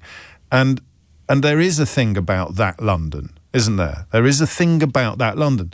And I can't remember what it is because I've lived here for, good grief, 35 years. What is it? What does London look like from outside London? And why does that make it a good idea for Andy Burnham to move some power? 0345 6060 973 is the number you need. James O'Brien on LBC. I'm afraid, and you'll crucify me for this, but my understanding of Scottish accents is not sophisticated enough to place Gordon Brown. Obviously, Scotland is technically north, but when I think of a northern accent, I'm thinking of social class, I'm thinking of socio-economic class. And I don't know where Gordon Brown's Kirkcaldy accent sits on a graph that has a sort of Glaswegian dock worker at one end and Miss Jean Brodie at the other. Do you see what I mean? So when I talk about a northern accent, I'm talking about somebody who doesn't sound like they went to public school, I think. Because if you're posh, you sound the same whether you grew up in Berwick-on-Tweed, Birmingham or Basildon. And that's what Keir Starmer sounded like, through no fault of his own. Anyway, I've done enough thinking out loud. It's your turn now. Michelle is in Skipton, which is one of the places where my family friends from my childhood also lived. So I don't know why I mentioned that. Anyway, Michelle, what made you pick up the phone? Hey, James. Yeah, I've picked up the phone because I've always lived up north. I've heard for years moans about things being London-centric. Yes. And the denials about things being London-centric. But my question would be, why are people so opposed to moving the power up north? Who's opposed to it? Well, as soon as there's any mention of bringing things up north, it feels like there's lots of maybe wealthy businessmen, politicians that don't want that to happen. They like that things are in Westminster in London. All the more reason to do it. Exactly. And as I was saying to your the person that answered the phone, don't know who that is. Seriously, that's someone else just walking by. We've got to get locks on these doors, Keith. They were very polite. Well, really? That's a relief. Yeah. It could have been anyone. We've got building work going on at the moment. I think it was a plumber. Oh, well, Carry there on. You go. Yeah, the other thing was to tie it back into what you've also been talking about this week, the weather. Look at how hot it is in the central London this week. Yeah. Doesn't it make sense to move things further north? It's Get about out of the spreading heat, make it wealth easier as well. to use your business. Well, it is, absolutely, but those arguments have been going around for a long time and people don't listen to them. But there's other arguments that are coming to the fore now as well, I think. And Burnham seems to be, and it might not last, and he might muff it up, or it might fall apart. He does seem to be on board with what you're saying. And if this proposal is followed through on, it would become a radical attempt to shift power beyond Westminster, and wealth follows power. Yeah, and it would, it's not saying that the North would become wealthier than the South. I don't think it would, but it would bring us to a more equal position. It would bring more jobs up here, more wealth up here if we can get businesses to move up here. Just look what happened to HS2 as soon as someone as soon as a sort of home county stockbroker like Rishi Sunak ends up in Downing Street, it's sayonara to HS2. Yeah. It just goes to show that sometimes the imagination doesn't extend much further than the M25. The imagination of politicians. Yeah, it feels like we don't count a lot of the time when these decisions are being made. Can you put that into words? Either you used the phrase earlier, London-centric, or it feels like we don't count. Can you tell me when that feeling kicks? What sort of things promote or provoke that feeling? There was an example, and I'm going back to when I think it was Rishi Sunak who was PM at the time. With the Northern constituency, remember? I think his constituency is in Richmond, I think. It is, North Yorkshire. I'm in North Yorkshire, I think it was, it might have even been some of the funds from HS2. Yeah. They'd recouped from cancelling some of the plans, and then they were bragging about spending it on transport in London. Oh, yeah.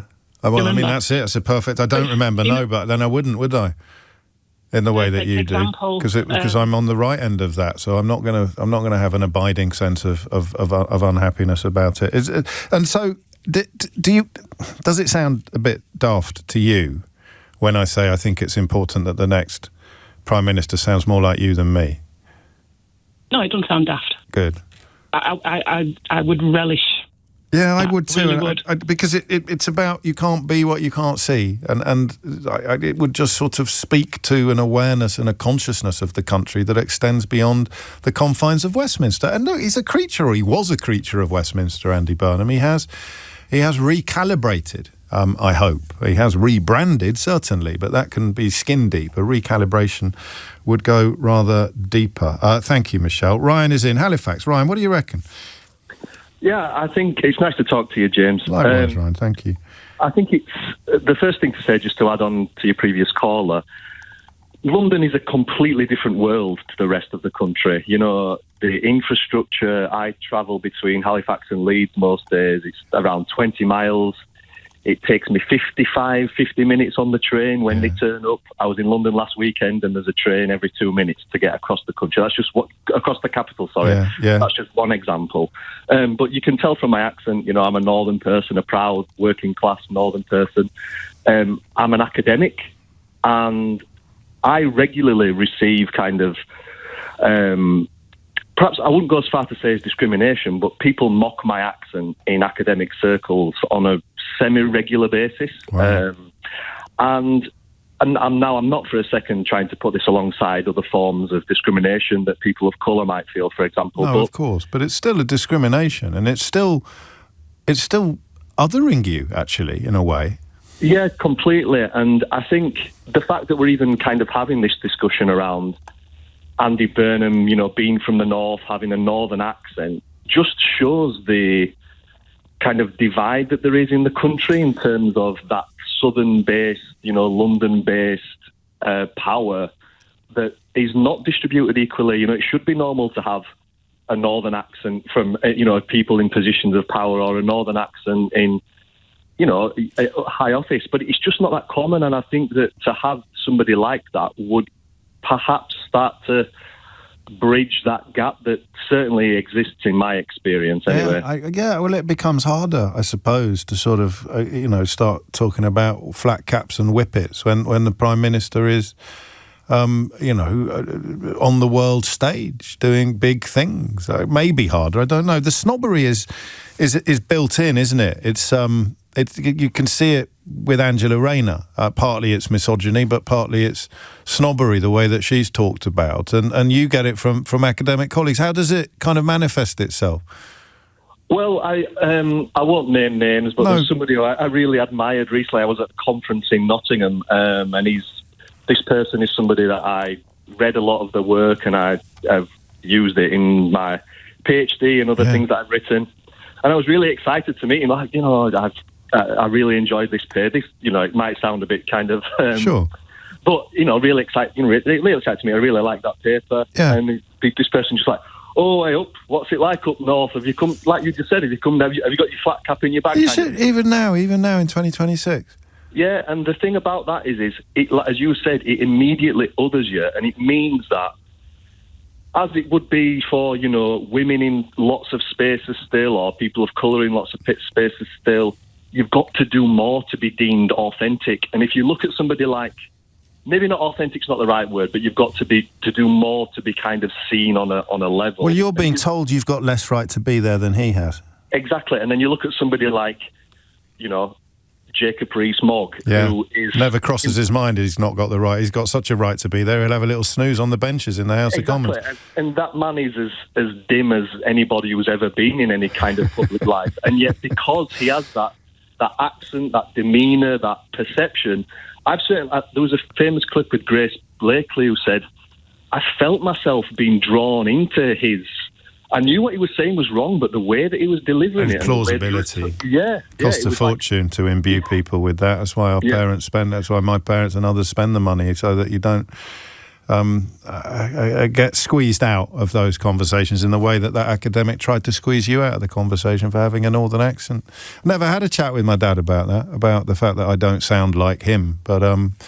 it was a deliberate decision that him and Mum took when they were contemplating my own education. Ryan, thank you. And I'm sorry you had to go through that. What an absolute prat that bloke was. And despite his brilliant academic treatises, that was just ignorant behaviour that no one should have to deal with. It's 11:31. Phone lines are open, 0345 606 0973. Dominic Ellis is here now with your headlines. James O'Brien on LBC.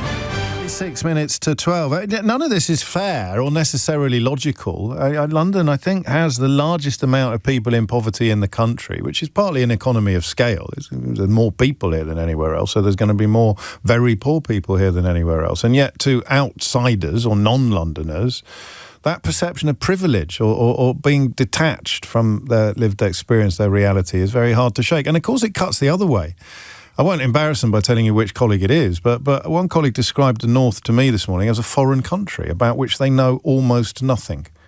Like, genuinely. I don't think they've ever been North. Have you? I've just, visited northern cities, northern towns. Just never been there. More likely to have spent time in Barcelona than Barnsley. Barcelona is a holiday destination. Barnsley, not so much. So there is a logic to that. But if you were from Barnsley and you heard someone talking like that, you would feel, as a Brit, I think, at best patronised and at worst deeply insulted.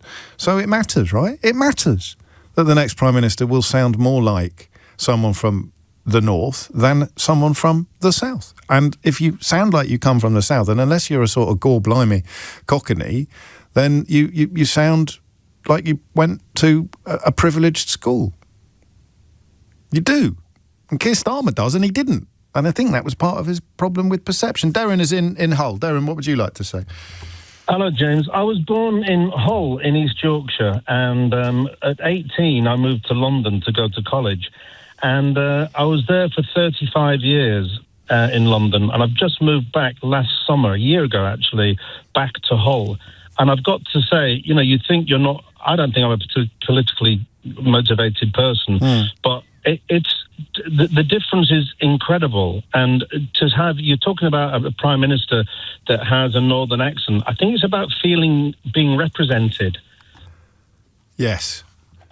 Yes, and it might be an unreliable means of representation. You could have someone with a northern accent that you didn't agree with about anything, but it still feels as if it's been absent from the political landscape for generations. Yeah, I when I say it feels being represented, obviously, it's about the experience, the accent. When I'm in London, people think I'm from the North, and when I'm in the North, people think I'm from London. I've got a weird accent with slightly dodgy flat vowels, but it's. I moved here last year after 35 years in London. I came out of my house, and a man across the road who was walking his dog said hello to me. I thought I was going to get stabbed. I was genuinely. And I'm not saying that to get a laugh. I'm genuinely. I was in fear. And I thought, what has London done to me? Because that idea of being greeted by a stranger would just put you on your back foot immediately. Yeah. In London, what does he want? What does he want?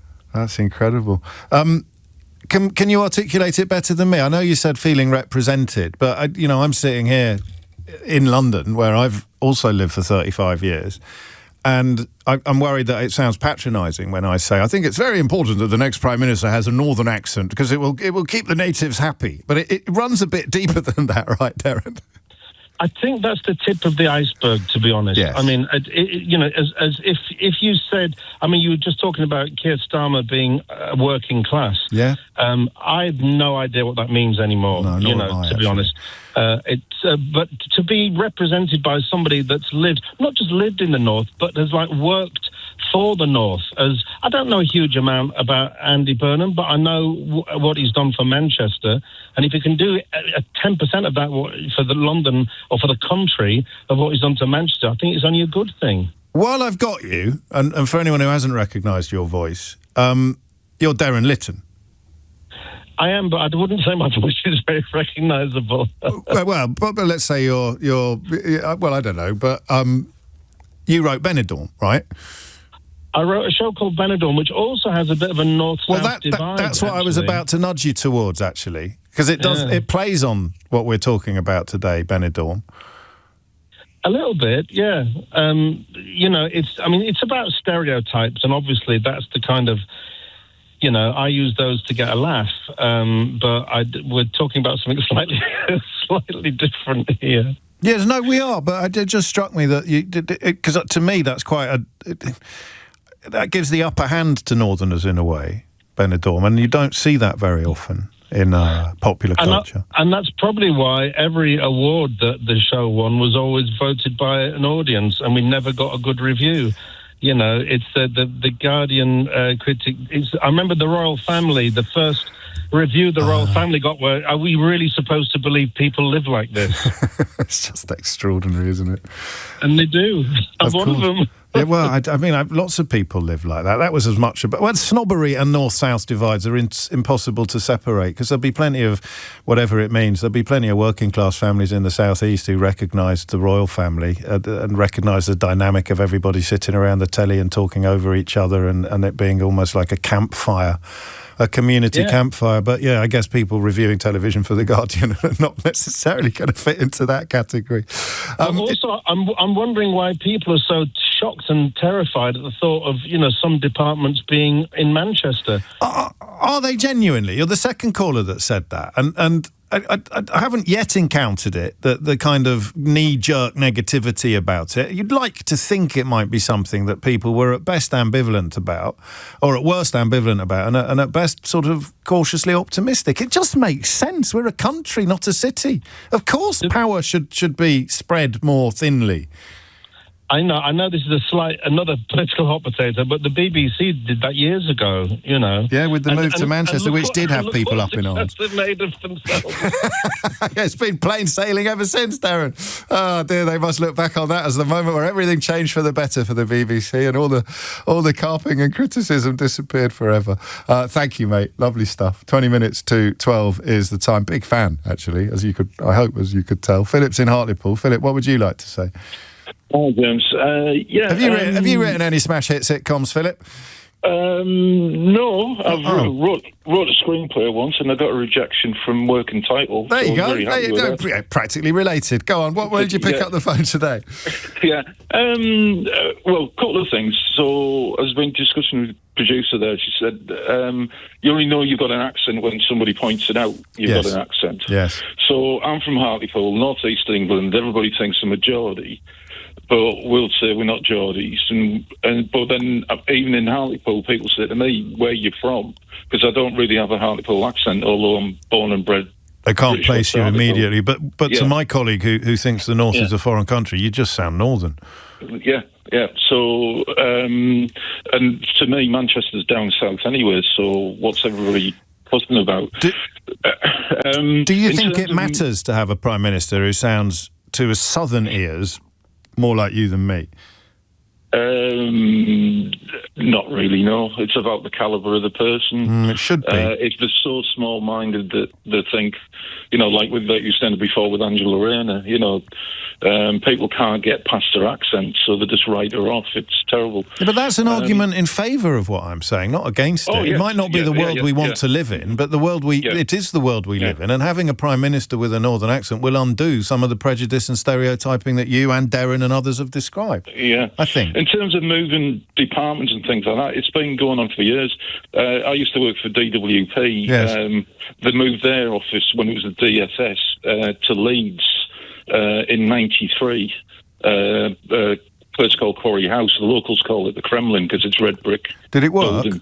Is it still there? And it's still there. Because Channel 4 moved a lot of its operations to Leeds as well, although I think the bosses all stayed in London, so it's always a little bit tokenistic when that happens. And when the BBC was in Manchester, some of the big presenters I know would spend more time on the train or the plane up and down than they would in the studio, so they didn't move. So what's achieved by doing that? Not a lot, whereas having an actual northerner in Downing Street is much less than much more than mere window dressing, isn't it? You know, if Burnham wants to move number 10 operations out, so you know, prime ministers go out of the country, they go to Chequers. Now, you know, they've done that for years and years and years, but if Burnham now was to go to Castle Howard for the weekend, well, what does that make any difference? Barnard Castle. They could compulsory purchase Heaton Park. That might be nice. Get themselves. I don't know, but I just feel, and I think most people do as well, that it would be a force for good, even if we can't fully or completely articulate exactly why. It's 11:44. You're listening to James O'Brien on LBC. Time to contribute to this. It's Thursday, of course, so Mystery Hour around the corner at 12. But there is something here, and yet it is a vibe. Normally, I'm not a big fan of feelings overcoming facts in political conversations, but sometimes they matter. And listen, I mean, it's lovely as someone's just messaged to say, I can't believe Darren Litton, who wrote Benidorm, just called James like a regular punter. Everyone's a regular punter on this show. I'm a regular punter on this show. Everybody's equal. You should know that by now. This is the, a socialist republic. The stereotyping cuts both ways. So Coronation Street scriptwriters have probably done more to entrench in the minds of some television viewers what we've been talking about for the last 44 minutes than anybody else. And this is proof of that particular pudding. I'm on my way to London. London? She's on her way to London. London? I'll go to London this afternoon. I'll be out your hair then. London? University College London. London? We're going to London. London? Going where? London. London? I might give London a go. London? No, she's... I've been banging on the Barlow's door for ages. There's no answer. No, she's in London. London? I'm staying here a few days, then I'm moving to London. I've got a job interview on Monday. London? Yeah, the money's great, but it's in London. London? Bethany's back from London. London? London? Why are you saying it like that? James O'Brien on LBC. 11:48. Ash in Northampton, who steered us so expertly through conversations about the Strait of Hormuz, has put pen to paper. He's published himself a volume called The Hormuz Crisis, Volume 1, The Illusion of Open Seas, looking at what he has so expertly helped us to understand. And if you follow me on Blue Sky, where I am known as Mr. James O.B., then you will see that I've just shared a link to that book so that you can have a look at it for yourself. Yeah, you could be one of the best informed people in the country on the Strait of Hormuz and all the attendant issues that we have been wrestling with since February simply by reading that book. It's incredible. And speaking of things that you should be subscribing to, that little advert there for Nick Abbott. If you're not familiar with Nick Abbott's work, he's the daddy. He is the king of a certain type of radio, which I would describe as brilliant radio. He's the king of brilliant radio, okay? And if you haven't discovered him, and you know what my ego's like, so there's a tiny little bit of me that hates saying this to you, he's the best. He's the best. The places he takes you on the radio, no one else can take you.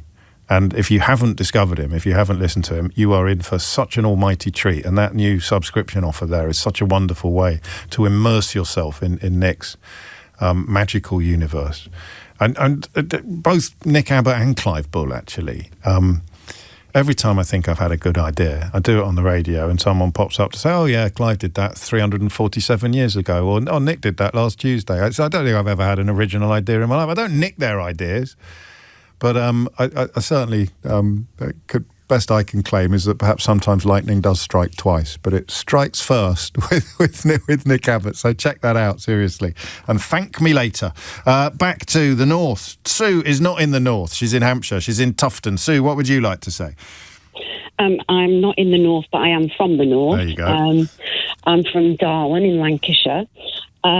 What I wanted to say is my experience, having worked at a senior level in central government, is very much like one of your previous callers, in that, I was absolutely shocked by some of the attitudes towards me because of my accent. And also, it was weird to me to... not just my accent, but there's very few regional accents at that level in government. You mean civil service or politician? Yes. Civil service. So because they've done the exams, they've gone to the red brick universities, if they had some accents to start with, they've been shaved off between the ages of 18 and 25. Maybe, or not? Yeah, possibly, but a lot of the people that, were at my equivalent level... went to private school. Yeah. They didn't come from the regions. You talk to them about their backgrounds. They didn't come from the regions. I think I met the odd northerner, and we would look at each other across meeting tables because you always had to introduce yourself. Yes. And it would, we were unusual. Gosh. And I think it's not just about having the accent, it's about lived experience. Yes. But I went to London having worked in economic development, regeneration in my day job, and I was a senior councillor for a local council, Blackburn with Darwin, deputy leader. So I already had a sort of a view that policy was London-centric. But hopeful that maybe when I got there, because I stood down and I went for this job and got it. But it was very clear to me that they're quite patronising about the North. One of my bosses once said to me, he couldn't think of a decent leader in the North. Wow. And I said, that's because you don't get out of London. Yeah. I could name you 10 in an instant.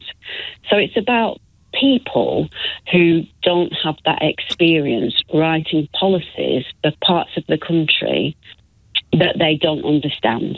And in so many ways. So I suppose most obviously to me, with my very southern perspective, public transport would be very near that. You've got absolutely no idea what it's like to live somewhere where there's one bus a week or 2 buses a day, because you step out of your front door. I step out my front door, I'm on a bus within 3 minutes. Yeah. My town, when I worked in Manchester for a while, and there was a train once an hour. That train, because from where I came from, was a single track. If one was delayed, that was it. That you were delayed for the whole day, or they would just cancel a train to try and catch up. So they it's just not the same. And the thing with Andy Burnham, if it is Andy Burnham, I would say that he's coming out of the centre, because I came across Andy when I was working as a senior civil servant. Okay. His difference is he's come out to Manchester, and he's actually experienced what it's like to try and work with central government, which is very south-based, and he'll come with that experience. So it's not just about having an experience, it's about that linkage across and seeing the frustrations when you've got really capable people in the North who are just being dismissed. It's snobbery. I'm glad you've raised that point about private education, because it's obviously it's a bit of a hang-up of mine because it works, and I'm a massive beneficiary of it, and simultaneously I know that that's not fair. But I'm thinking about Sandhurst, actually, and the fact that if you went to a school like mine, you went automatically to officer training. You went to Sandhurst. If you went to a normal school, you went into the ranks. It's a 19th century approach to things. So if you go to private school and then university, the civil service exams are one of the options that's in front of you. The city that we used to call it the milk ground, those jobs, you're not brighter. You won't even necessarily have a better degree or better A-levels than people from less privileged backgrounds. But there's a sort of vocabulary of privilege, and the last place it should be is government. Yeah. So my background is I grew up on a council estate. I went to a comp. I left school at 16. I eventually went back as a mature student, did my degree. I gained my experience really in being a trade union rep. And then I went to work in regeneration. It was a bit of a fluke really that I got that job in London.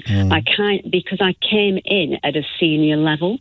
I applied for the job thinking, well, nothing ventured, nothing gained. Yeah, and I got it. And then within about, weirdly, the job I was doing was about partnerships. And within 6 weeks of being in the department, my boss left. And I was already at a very senior level, if you will, but if you looked at it in terms of the number of people at that level in the regions. But they put me in temporary charge, and then I went through a whole process and was given senior. Wasn't given. I achieved through that process grade 5, which is senior civil servant. And how many grade 5s would have been from a background like yours, roughly? I didn't meet one person. That's extraordinary. I went to every year. I don't know if they still do it, but they have a conference for all of the senior civil servants, and the head of the cabinet office will speak to you, and you're allowed to give questions back. They put you into groups, right?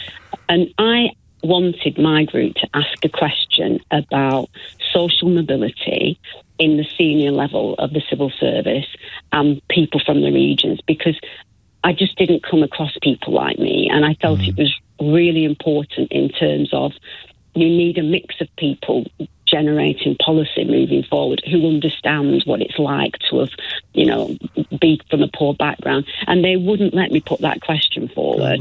They dismissed it and said it's not important. And I said, it's not important to you because you see yourself reflected all around this room. Well, it's the same reason why your boss couldn't think of any good leaders in the north. You don't know that it's important. You don't know any good leaders because you haven't bloody looked. Yeah.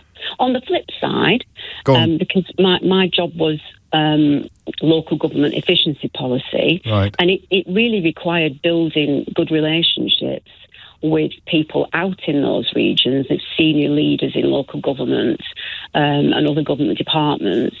And that's where my accent actually was a positive, because when I went up to do conferences in Newcastle or Manchester or Liverpool, I sounded like them, And I think that matters. I really do. And I'm more convinced of it now than I was at 11 o'clock this morning, thanks to people like you. Because, of course, it matters. It's mad to think that it doesn't. And, of course, the people who want to pretend that it doesn't matter are the people who pretend that they live in a meritocracy because they're at the top of it. And they got there because of blooming hard work and natural talent. They didn't get there because of class or privilege or unfair advantage or unearned advantage or bought advantage. The people who were born 1, 2, 3-0 up and think they scored a hat-trick. They're the ones who don't think, of course it matters. You can't be what you can't see. Sue, I just wanted to squeeze in one more because it's the last blast, really, from the centre of the political universe last week. Anne's in Ashton in Makerfield. Anne, what would you like to say? Hi, James. Hello, we Anne. spoke the other week. I remember. It was a highlight of all that coverage. Thank you. Just to say, all of this about Andy and him wanting government in the north, yes. None of that is new. As you know, I told you before, I've spoken to him on and off over the last 10 years. Yes, I remember. This has been a big hobby horse of his, that he wants some government in the north. He wants us to count. I think it's a lot of the reason why he got the number of votes that he got in our area, because that's what I know people who were going to vote reform and then listened to him and said, well, there's one thing about it, we'll have a Prime Minister who cares about the north. And that's actually the perfect distillation of what I've been groping towards all this hour, isn't it? Is that because he sounds like he's from the north, people will believe that he cares about the north. And it might not be fair. You might be able to sound like Jacob Rees-Mogg and care passionately about the north. I've not met anyone in that category. Michael Heseltine cared passionately about the north, Liverpool in particular, but didn't sound like a Scouser by any stretch of the imagination. But it's shorthand for caring. It's shorthand for knowing. and for understanding. And if you know and understand something, then the chances are you are more likely to care about it. And I warned you I was short of time, and I wanted to hear your voice. I wanted to get your voice on the radio during this discussion, and we did.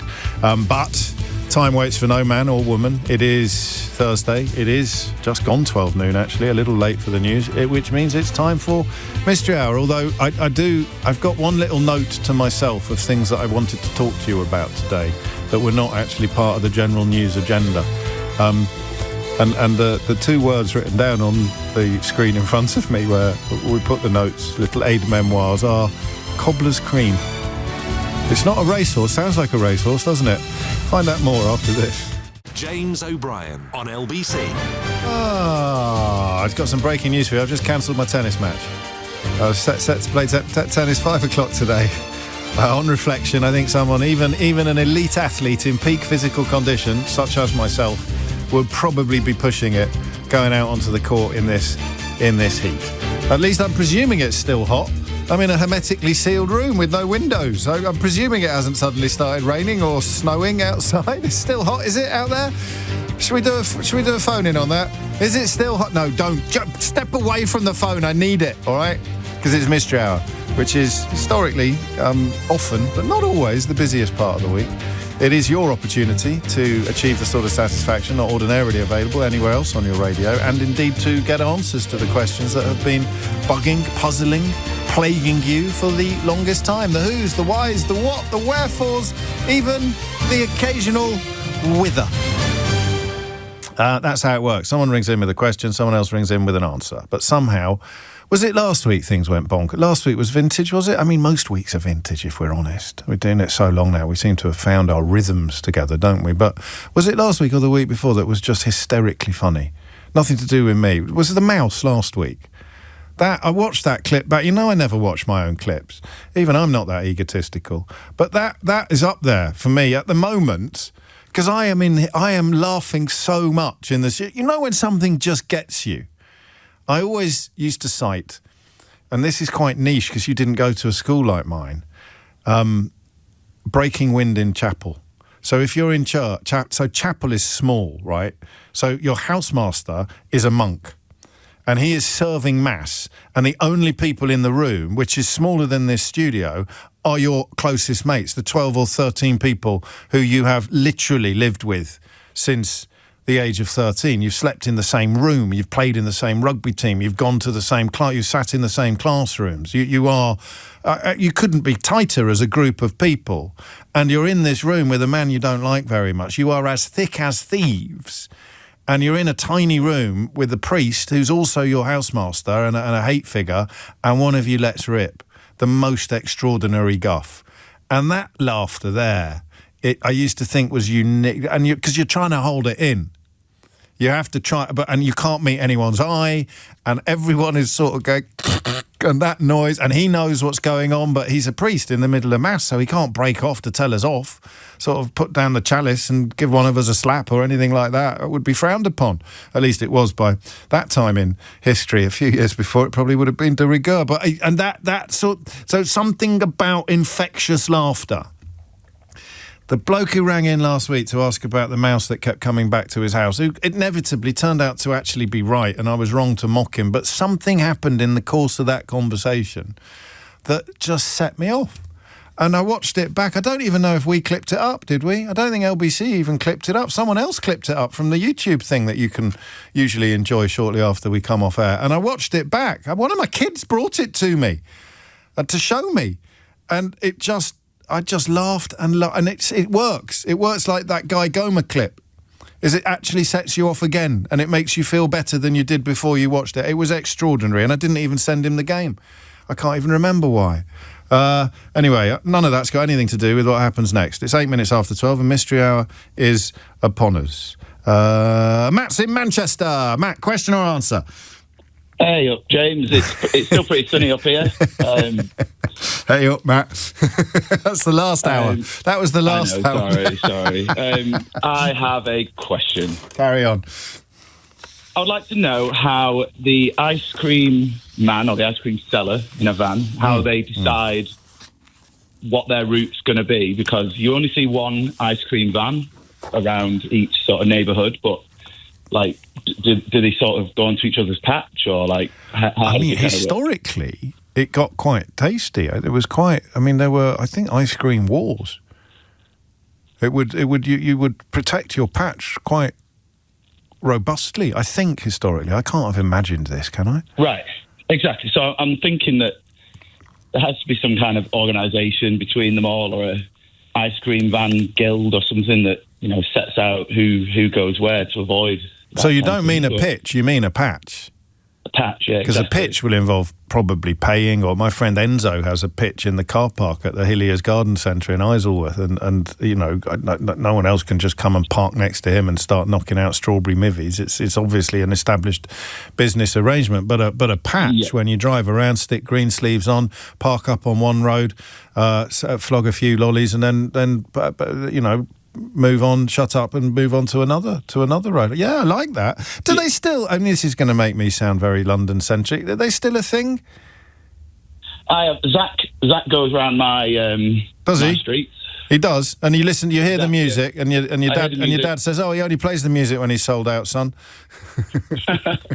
Yeah, no, I can hear him, and I kind of know how close he is. He kind of circles round. Yeah.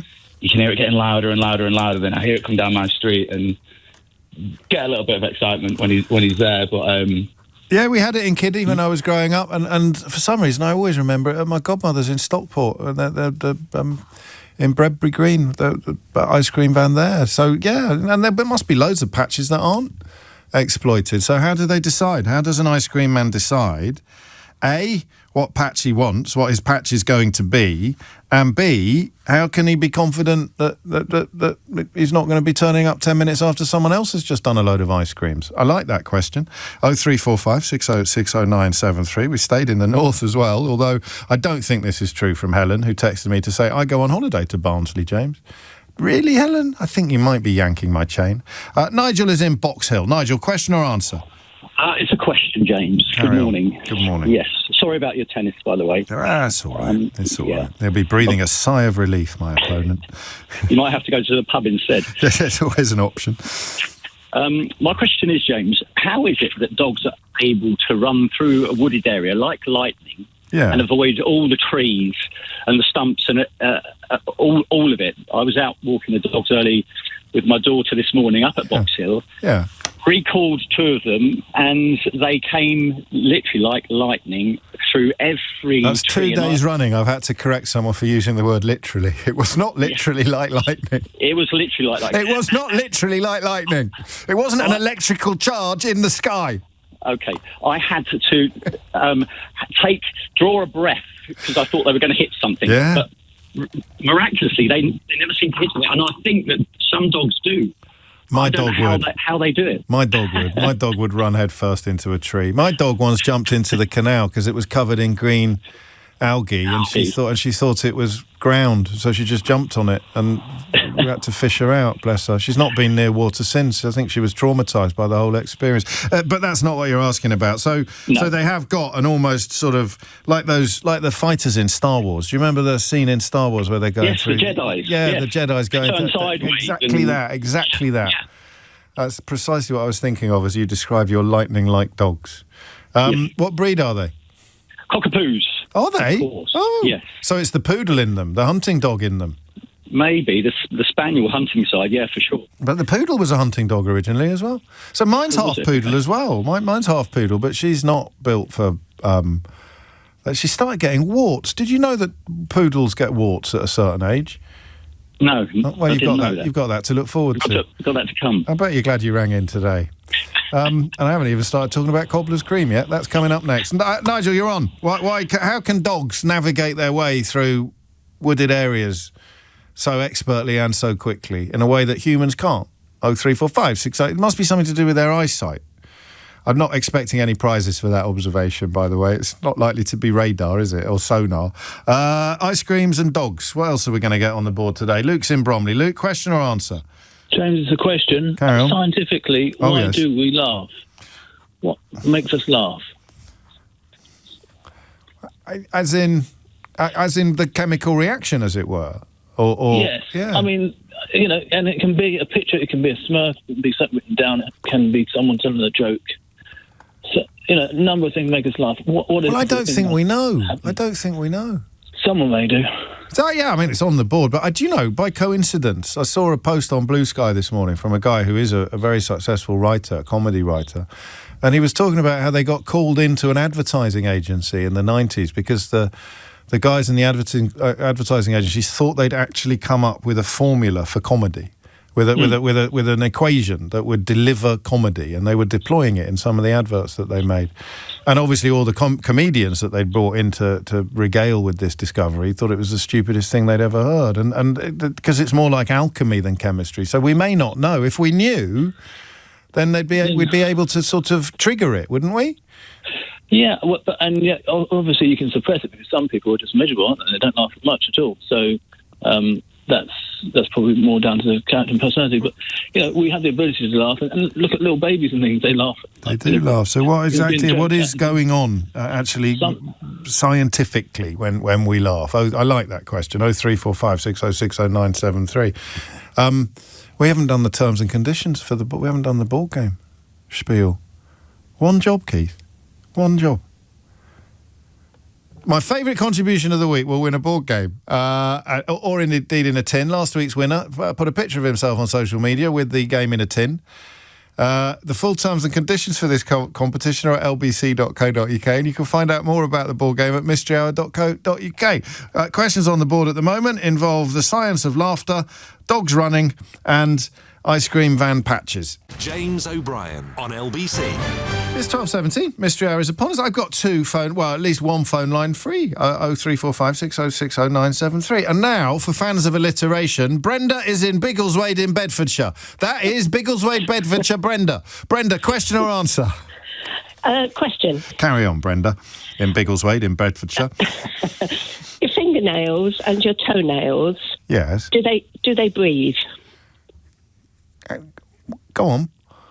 Well, sometimes if I put varnish on, you put nail varnish on, sometimes they feel claggy as though they can't breathe. Where are you getting that sensation? In your fingers? No, or your toes? On my nails. Yeah, that's what I mean. So, but they feel what, like muffled or something? Yeah. So you think so you think normally there would be some sort of passage of air through them, and when you put the varnish on, there isn't? Yes. Oh, I quite like that question. I quite like that question. I mean, it's because I don't know, is it dead material? It's keratin, isn't it, your fingernails, I think? I'm not sure, but I know sometimes especially in this heat, sometimes I'll take varnish off my toes and then think, that's nice. Do you? Nice. Oh, that's nice. That's nice. Yeah. Getting a bit more circulation around my toes. Yeah. Which you want in this weather. Don't tell anyone, Brenda. I'm wearing sandals. No. I'm wearing sandals in the studio today for the very first time. And between you and me, it was a mistake. Why? Freezing. My feet are absolutely freezing. Well, what you could do... I asked Keith if I could borrow his socks, but he looked at me in a very disapproving fashion. No, you don't wear socks and sandals, but you could I would in the studio. No one's going to see, are they? No, but you could get what my husband's got. What's that then? Drives my two daughters round the twist. Go on. And he's got socks with toes in. Why? Because he said they're comfortable. He's also got sandals that have got like toe posts in that he can wear with his socks with toes in. Good Lord, there's a man who's prepared. There's a man who's... Has he got like 500 litres of water in the cellar as well, just in case?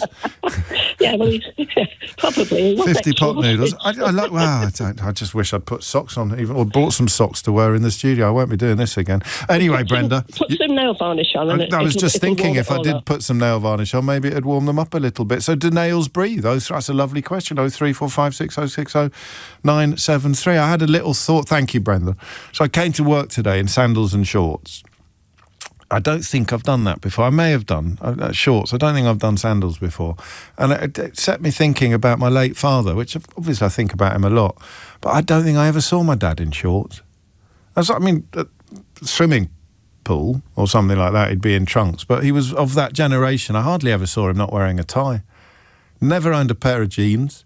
The idea of coming to work in shorts and sandals to a man of my father's generation and sensibilities would have been like turning up dressed as Ronald McDonald. or naked or something. Just a little thought I had when I got in this morning, and I saw a colleague, and they commented on my very relaxed wardrobe today, and I just thought, God, Dad would not really have appreciated this particular sartorial departure. Claire's in Rugby. Claire, question or answer? Oh, question, please. Carry on, Claire. Oh, dear. Take your time, no rush. It occurred to me because I was on it came on my feed with looking at YouTube. Oh, yes. And there was different marches of military people. You've been looking up soldiers a lot on YouTube. No, well, you obviously have, madam. You obviously have. Go on. Oh, well, whatever. Anyway, it came up, and there's a competition, whatever. But why and when did exaggerated marching, like goose-stepping, happen? And why? I mean, you're only allowed one question. Oh, I know. It's sort of when and why, isn't it? Sorry. Yeah, so which one is it? Which one is it going to be? Because I think I know one of them. Oh, well, you say you choose then. I think I know why. It looks so comical. It does look comical, but I think it involves a sort of form of self-hypnosis. Huh? Do that noise again. Did you snort then, or me? Me. Oh, thank goodness for that. I think it involves a form of self-hypnosis. I think that they goose step and it sort of puts them in a sort of semi-trance-like state where they won't challenge or question any orders. That doesn't sound right now I've said it out loud, does it? Well, I mean, it obviously became fashionable at some point. I don't know if fashionable is the word I'd go with, but commonplace. Yeah. I don't know if it was a fashionable thing to goose step. I don't think it was optional. All right, you're on. So, okay. And I'll let you have the when of it as well, because I've had a half-cocked try at the why. So, when and why did soldiers start doing? And it's not just the Nazis. There are other troops that I think have got a really exaggerated way of... I think I've got an idea that there's Russian troops who were doing it long before the 20th century. Cossacks, I could be wrong. Anyway, so what's it all about? 0345 6060 973. I like that question. And Dan is in Bristol. Dan, question or answer?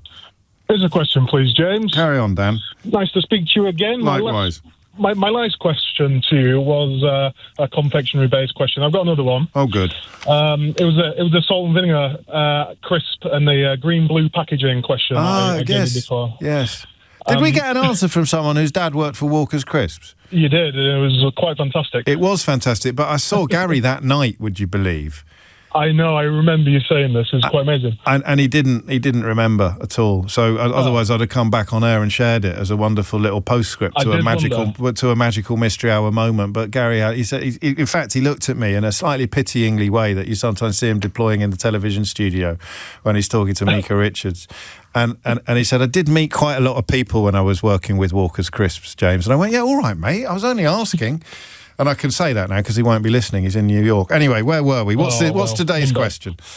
Maybe he's listening to this one. So I'm celiac, which is obviously difficult to live with. Yes. Gluten, yeah. So one thing which just absolutely gets on my nerves every time I go buy a gluten-free product is everything is so absolutely tiny, and especially the bread. So I need to know why. Really? And yes, I need to know why. Greek soldiers. The Greek soldiers do the funny marching as well. They still do it now in front of the Parliament building in Athens. So you mean like a loaf of bread will have fewer slices in it than... Well, it's not just the amount of slices. It's It's the physical size. I've actually sent you a picture. If you want to check out my slice of gluten-free bread, you'll feel very, very sorry for me and my very large and ever increasingly growing in size community of celiac. So you get sent... Where did you send it to? I sent it to your WhatsApp. Oh, you mean in the studio? In the studio. We'll try and dig that out. I mean, is it not obvious? Well, I obviously understand the gluten has an element of fulfilling the... God, it's tiny, bread. mate. It's about the size... It's half the size of your hand. Keith just pointed out you might have enormous hands. How big is it? Do you have an average size? I'm just thinking of the person who's just tuned in. It's a large-ish Can we get something for scale? Can you put it? What have you got in front of you at the moment? The hand is the scale. No, but it's not, is it? Because you might have an enormous hand. In which case, the bread is not noticeably small, is it? So, what have you got nearby? Well, it's an old picture. I don't know what I can send you. I don't need a picture. I take it on trust. Where are you now?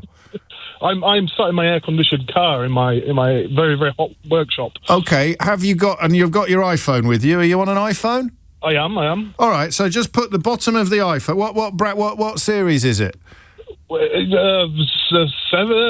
I don't know. 12, is it the big 12? one, or is it a little one? It's a big one. All right, 15, so yeah. put the bottom of your iPhone just at the bottom of your palm.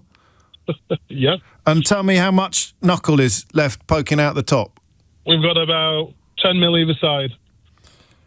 Out the top? Out the side. No, what about... Oh, okay, yeah, so it's about the same as mine, maybe slightly bigger. And what about the top? Is there any fingers poking out the top? Hang on. We've got about 1.5 centimetre of finger at the top. So just that top knuckle on the middle finger, really, the swearing finger? I'm missing a bit of that one now because I'm a woodworker. No, fair enough. Okay, so you've not got a particularly freakish hand, have you? Well, no, it's medium. But maybe slightly above average, but not freakish is what we needed to establish, which means that slice of toast that you took a picture of for me in your hand is tiny. Yeah. It looks like Melba toast. It's absolutely incredibly small, yeah. And that's always the way with the gluten-free stuff? Always the way. Always the way. I mean, and it's 3 times the price as well. Well, that's the thing, though, isn't it? Because if it was the size of the normal bread, it would be 6 or 7 times the price. Exactly. So that's the answer. Why is it always so small? No, it can't be. That can't be why. Can I put that picture on my Blue Sky, the picture of your hand with the toast in it, just so that people at home can see? Absolutely, please do. Yes. All right, you're on. I don't know how we're going to do that, Eleanor, but I've asked him now. But we'll work it out. All right, why is gluten-free stuff so small? 03456060973. Thank you, Dan. I'm hungry now. Sophie's in Hynes Park, and I tell you what, that toast wouldn't fill me up. Sophie, question or answer? Hello, it's a question, please. Oh, yes. I was wondering, every morning I wake up, I check my smartwatch to see how I slept during the night. Oh, yes. And it tells me how long I slept for, how long I was awake for, my REM sleep, my core sleep, and my, what's the other one? My deep sleep. I was wondering, how does it know? I mean, I don't know why I was preparing to try to answer that question. I haven't got a clue, but I mean, you always try. Yeah, I do always. Well, I'm getting better actually. I used to be unbearable, but it is. Yeah, I mean, it's going to be right. You're on. How does your watch know so much about your sleep? Exactly. Could just be making it up. You've all fallen for it. Could be. I do know when I wake up whether I've had a good sleep or not, and I check my watch, and it always kind of sounds about right. Yeah. So, it's magic. I could Google it, but I thought I'd call you. No, you're on. I like that. Thank you. We'll find out for you. How does Sophie's watch, or indeed all smart watches, know so much about your sleep? What is it doing? I mean, it's going to be looking at pulse, maybe movement, restlessness, all of those things, but it's on your wrist. So what if you handcuffed yourself to the bedstead? Careful, Keith. What if you handcuffed yourself to the bedstead and fell asleep? Then what would happen? Because I'm just interested in the way that a watch on a wrist can establish so much about the entire sleep process. I bought a new... Here's an anecdote for you. I bought a new watch strap yesterday. That's it. That's the anecdote. I bought it in Timpson's. A special shout out to the two... I've never met a bloke, and it's usually blokes, not always. I've never met anyone working in Timpson's who isn't charming. I know that they've got a practice of hiring former prisoners, but I don't think everyone that works in Timpson's is a former prisoner. And that, of course, means that there's more likely to be an element of gratitude, perhaps, attached. But I love everyone who I've ever dealt with in a Timpson's. And do you know that the most profitable Timpson's in the whole country is the one outside Sainsbury's in Kidderminster? Mr. Timpson told me that himself. I've always had a charming time with Timpson staff, probably the most friendly staff in the country. And I bought a watch strap off a couple of them in Holborn yesterday. And then, because I've got my sandals on, as I mentioned earlier, and I only wear them in the summer, and I normally only wear them in Greece, so they got a bit crusty with the seawater. No, not my feet, like seawater crusty, not feet crusty. And there was this little pot in Timpson's called Cobbler's Cream. I've never seen it before, and I bought some. And you can resurrect sandals with cobbler's cream. And that is the end of my anecdote. Here's Amelia Cox with your headlines. James O'Brien on LBC. 12:33 is the time. Tune in tomorrow for more tales of cobbler's cream. But for now, we return to Mystery Hour. Questions still need answers. Ice cream van patches, running dogs not hitting trees, the science of laughter, the porousness or breathability of finger and toenails, the strange marching of soldiers, the small size of gluten-free products. Is that all of it? I think that's... and of course Sophie's smartwatch as well. How does a watch know so much about your sleep? Steve's in Hockley. Steve, question or answer? It's a question, please, James. I'm actually in Crete at the moment, my friend on holiday, but we can gloss over that. Calimera! Calimera, sir. Thank you. Carry on. Thank you very much. What's the temperature in Crete? It's 29 at the moment and very dry heat, so it's far better than what you guys have got. Different kind of heat. It's the humidity here that's the killer, because I'm off next week and I've been comparing the temperatures. I'll be cooling down in Greece this year, which is a bit insane, isn't it? Absolutely. If you've never tried it, Lake Kornos in Crete, near Hania, mate, I would highly really recommend nice? it. It's fabulous. I've been to Crete. I don't know if we went there. Anyway, where were we? Anyway, question. So this question isn't quite as intelligent as the ones you've had before today, Yes, but it's and I think you're probably going to know the answer to this, but given the recent activity with Downing Street, it's more of a sort of best-selling short-stay Airbnb at the moment than anything else. But yes. Who decided, or how it was decided, that 10 Downing Street was going to be the residence for our PMs? Is there any PMs that have previously lived elsewhere? Where did it come to be? Oh, I like that. I don't actually know. I think I might have known once, so your faith in me was not entirely misplaced. And I know that he was a bit of a wrong-un, George Downing. He was sort of knocking about... Charles II kind of era. He was an American bloke who sort of came over here and caused mischief and made a ton of money, a property developer. And that's who the street, yeah, it does, doesn't it? That's who the street was named after. But I can't remember when it became the residence of the Prime Minister. So you're on, yeah? I like that. It's a good question. Thank you very much. It's a clever question. Why did you say it wasn't a very intelligent question? It's a really intelligent question. Oh, thank you. Well, I just thought it'd have been a pretty standard one that's come up in the past. Well, it might have done, mate, but you know where it is. Yeah. I can't remember what I had for breakfast, let alone... we're similar ages, James. Well, you know my exactly. brain's gone as well, my friend, don't worry. Have you ever come across cobbler's cream?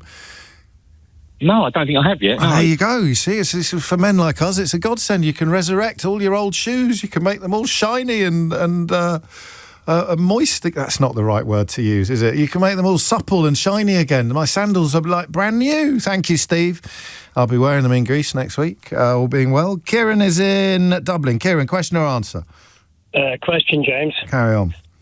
So, James, the freshly squeezed orange juice in the supermarket that has the shelf life on it, the short shelf life, yeah. we'd say 4 or 5 days. Right. I've noticed regularly that the orange juice that doesn't have the bits in it has a longer shelf life on it than the juice that has the bits in it. Is that down to the supermarket, or is there something in the bits that makes the orange juice last not as long as the stuff that doesn't have it in it? I think they're, I mean, they're more likely to more likely to go off a bit with the flesh than with the juice. Yeah. Is it the smooth orange juice has got the longer shelf life? Yeah. It's Occam's razor, Kieran, isn't it? I mean, it must be that the bits in it, the only difference between them is the bits, and that must explain the shelf life difference. Has to be. Well, it does explain it, but why? What I'm saying is that why is that? Yeah, you're turning into me now. You don't want the what of it, you want the why of it. No, I actually want to speak to someone, James, who actually knows what they're talking about. Well, you phoned the wrong show.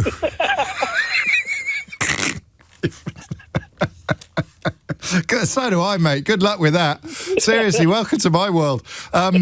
You're on. Let's do it. I mean, it must be the bits, but why? Why do the bits make the shelf life shorter?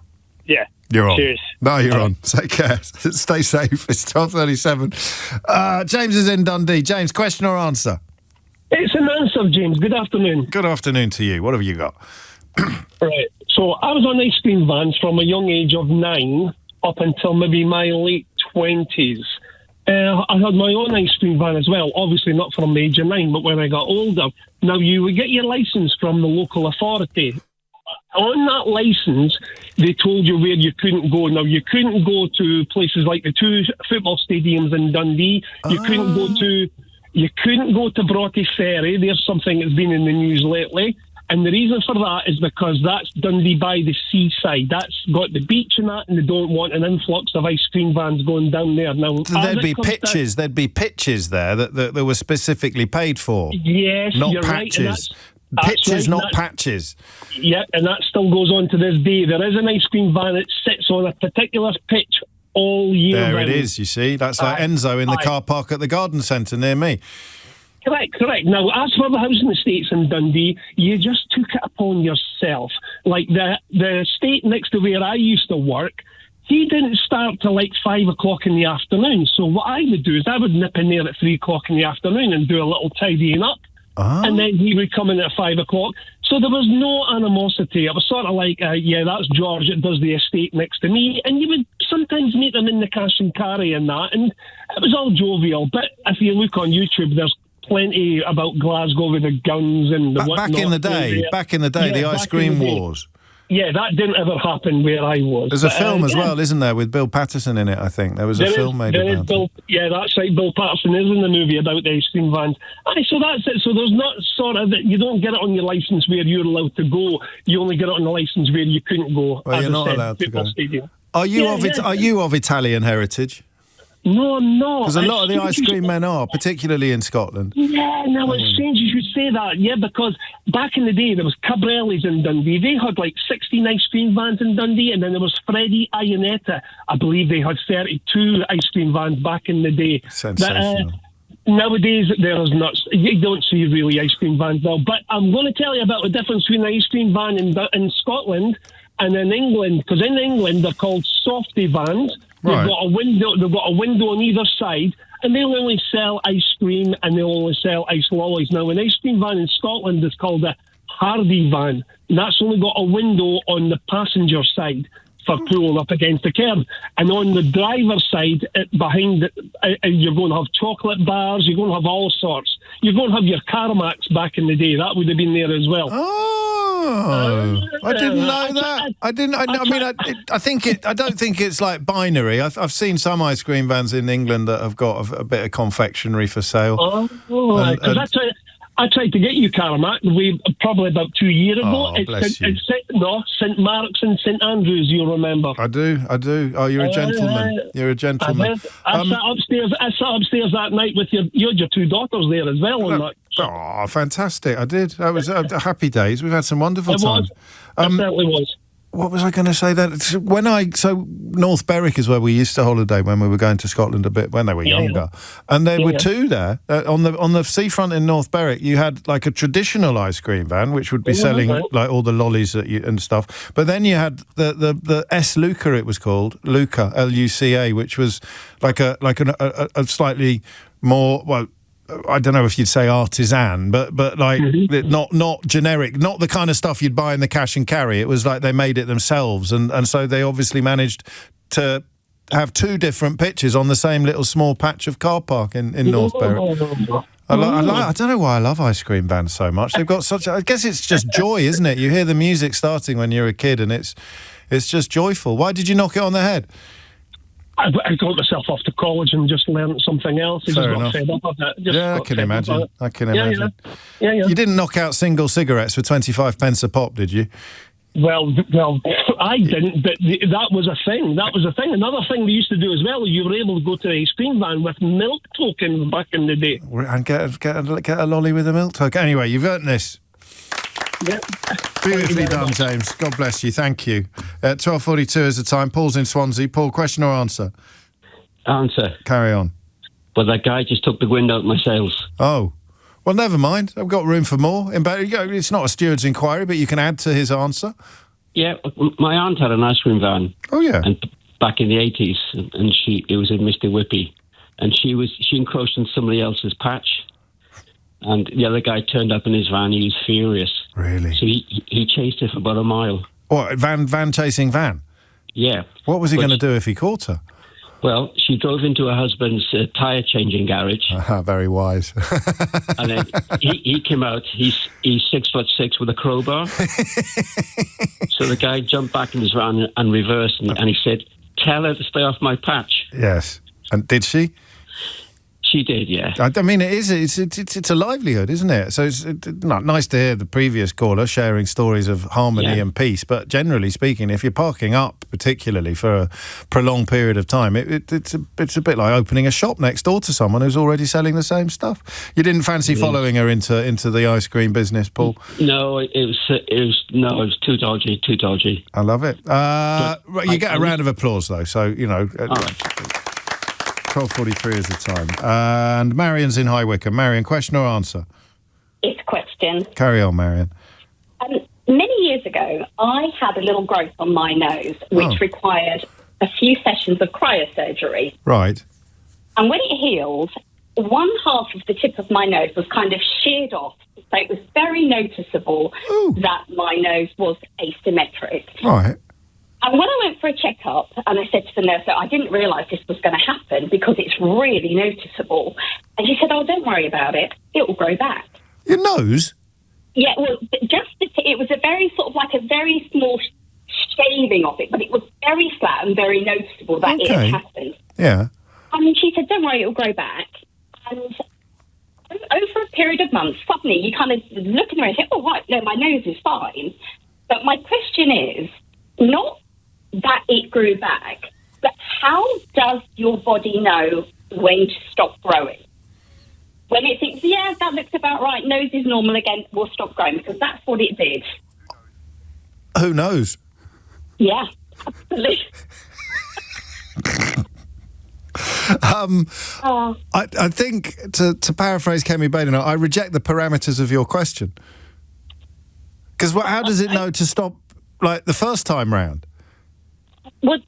Why don't our noses just keep growing anyway, like Pinocchio, forever? Well, indeed, yeah, that is for sure. So there must be, it's just like a genetic code, isn't it? That your nose stops growing.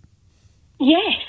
So it must just be the same reason why your feet stop growing. It's the same reason why everything stops growing. But it's more interesting when a bit's been shaved off and it grows back, isn't it? Yeah. Yeah, because I was really worried because it was so noticeable that it was just like this, like a sword had just kind of taken the very edge of this nose. It was so flat and so noticeable. And then it did grow back to exactly like it was before.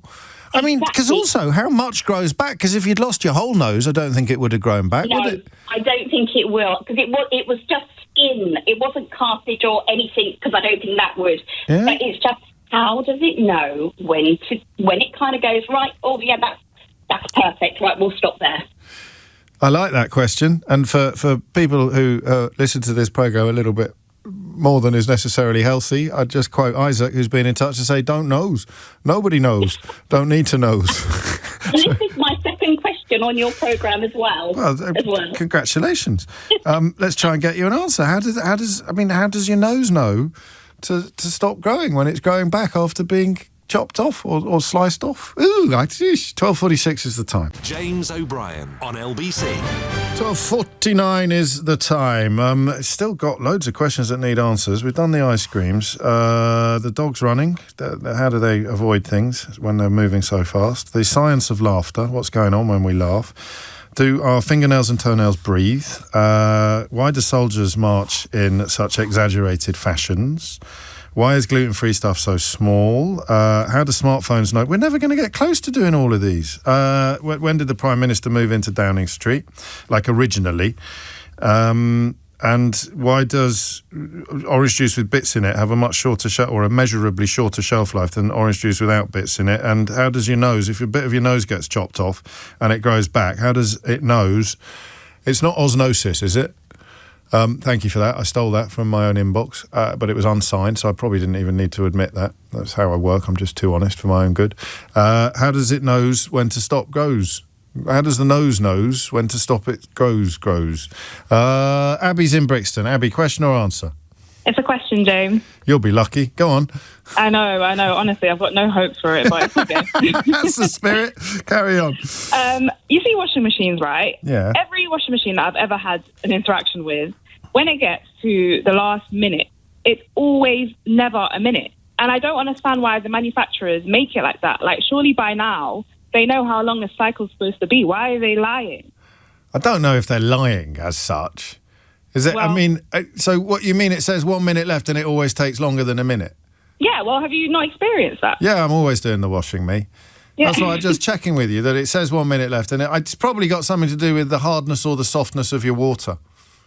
Right, but why is it all washing machines that I've ever? Well, how many washing machines have you had an interaction with? God, now you're asking. I don't know. Maybe around 10. Yeah, and were they all in South London?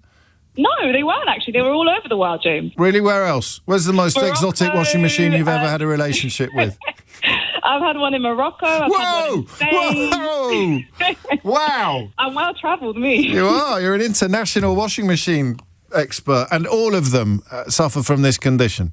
Yeah, they always get to that last minute, and it's just never a minute. Well, it's and got nothing. Yeah, I like it. Yeah, I don't know why. Why do they do that? Yeah, don't they know by now how long a cycle should be? And it's not like it's 1 minute and then it's 2 minutes. It's like 1 minute and then it's 5 minutes. It's true. Yeah, I do. I know. I mean, I recognise what you describe. I just always presumed it was sort of specific to the location you were in, and that it would have something to do with hard water or soft. And it's not like they're selling you advertising in the meantime, or it's not like an algorithm where they need to keep you scrolling for longer because they make more money. You're just staring at your bloody blooming washing machine.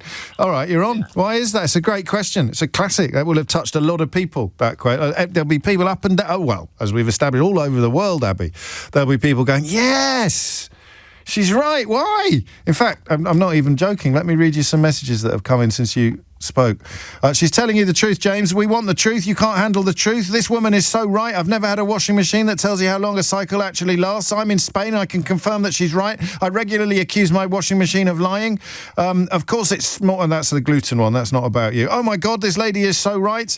It always fibs. James asks, Kevin, have you ever used a washing machine? Jamie says she's spot on. We had 6 minutes left on once, and it took more than 20, says Isaac. I mean, it goes on and on and on and on. You win the prize for touching the most nerves today, Abby.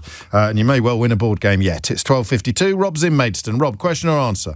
Hi, James. So it's an answer. Carry on. We're only going to get through about 3 this week. We've done it all wrong, Rob, but I'll shut up and let you speak. I shall be quick. Quick then. So in 1732, George II offered the house to his principal minister, Robert Walpole. He declined it as a personal gift, but he accepted it for the government, but on the condition that it was attached to the office of the First Lord of the Treasury. And it's remained that way. So it's actually, they reside there as First Lord of the Treasury rather than as the Prime Minister. And I think Walpole moved in 1735. There you go. Beautifully done. Qualifications?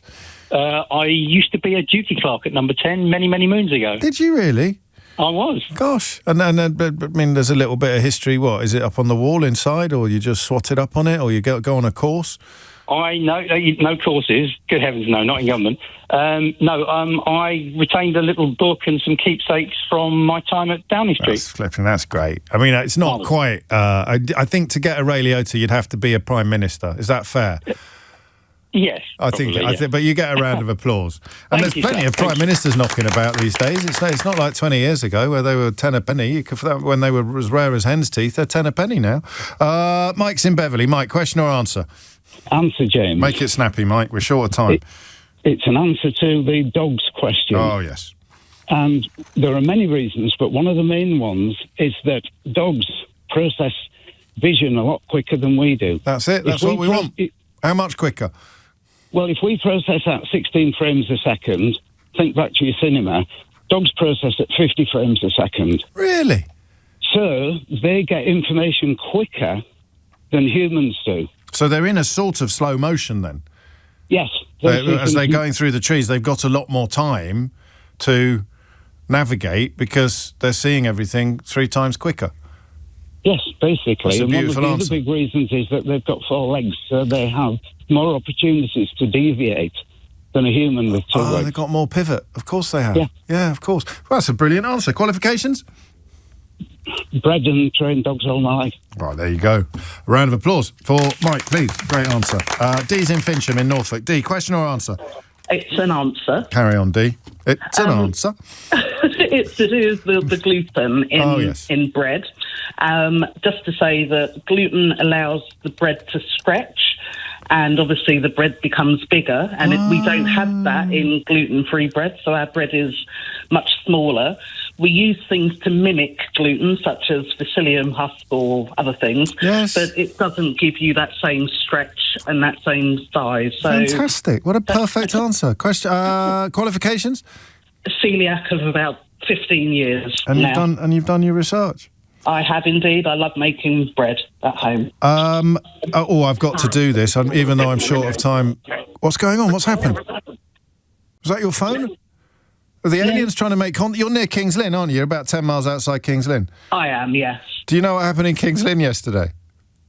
No. I think it's a Reform UK council, and they were due to pass a bill to abandon all of their climate change requirements and sort of decarbonisation programmes, but the meeting had to be cancelled. Do you know why?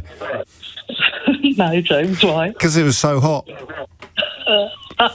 It's just perfect, isn't it? I hope it's true. I hope I didn't just make that up.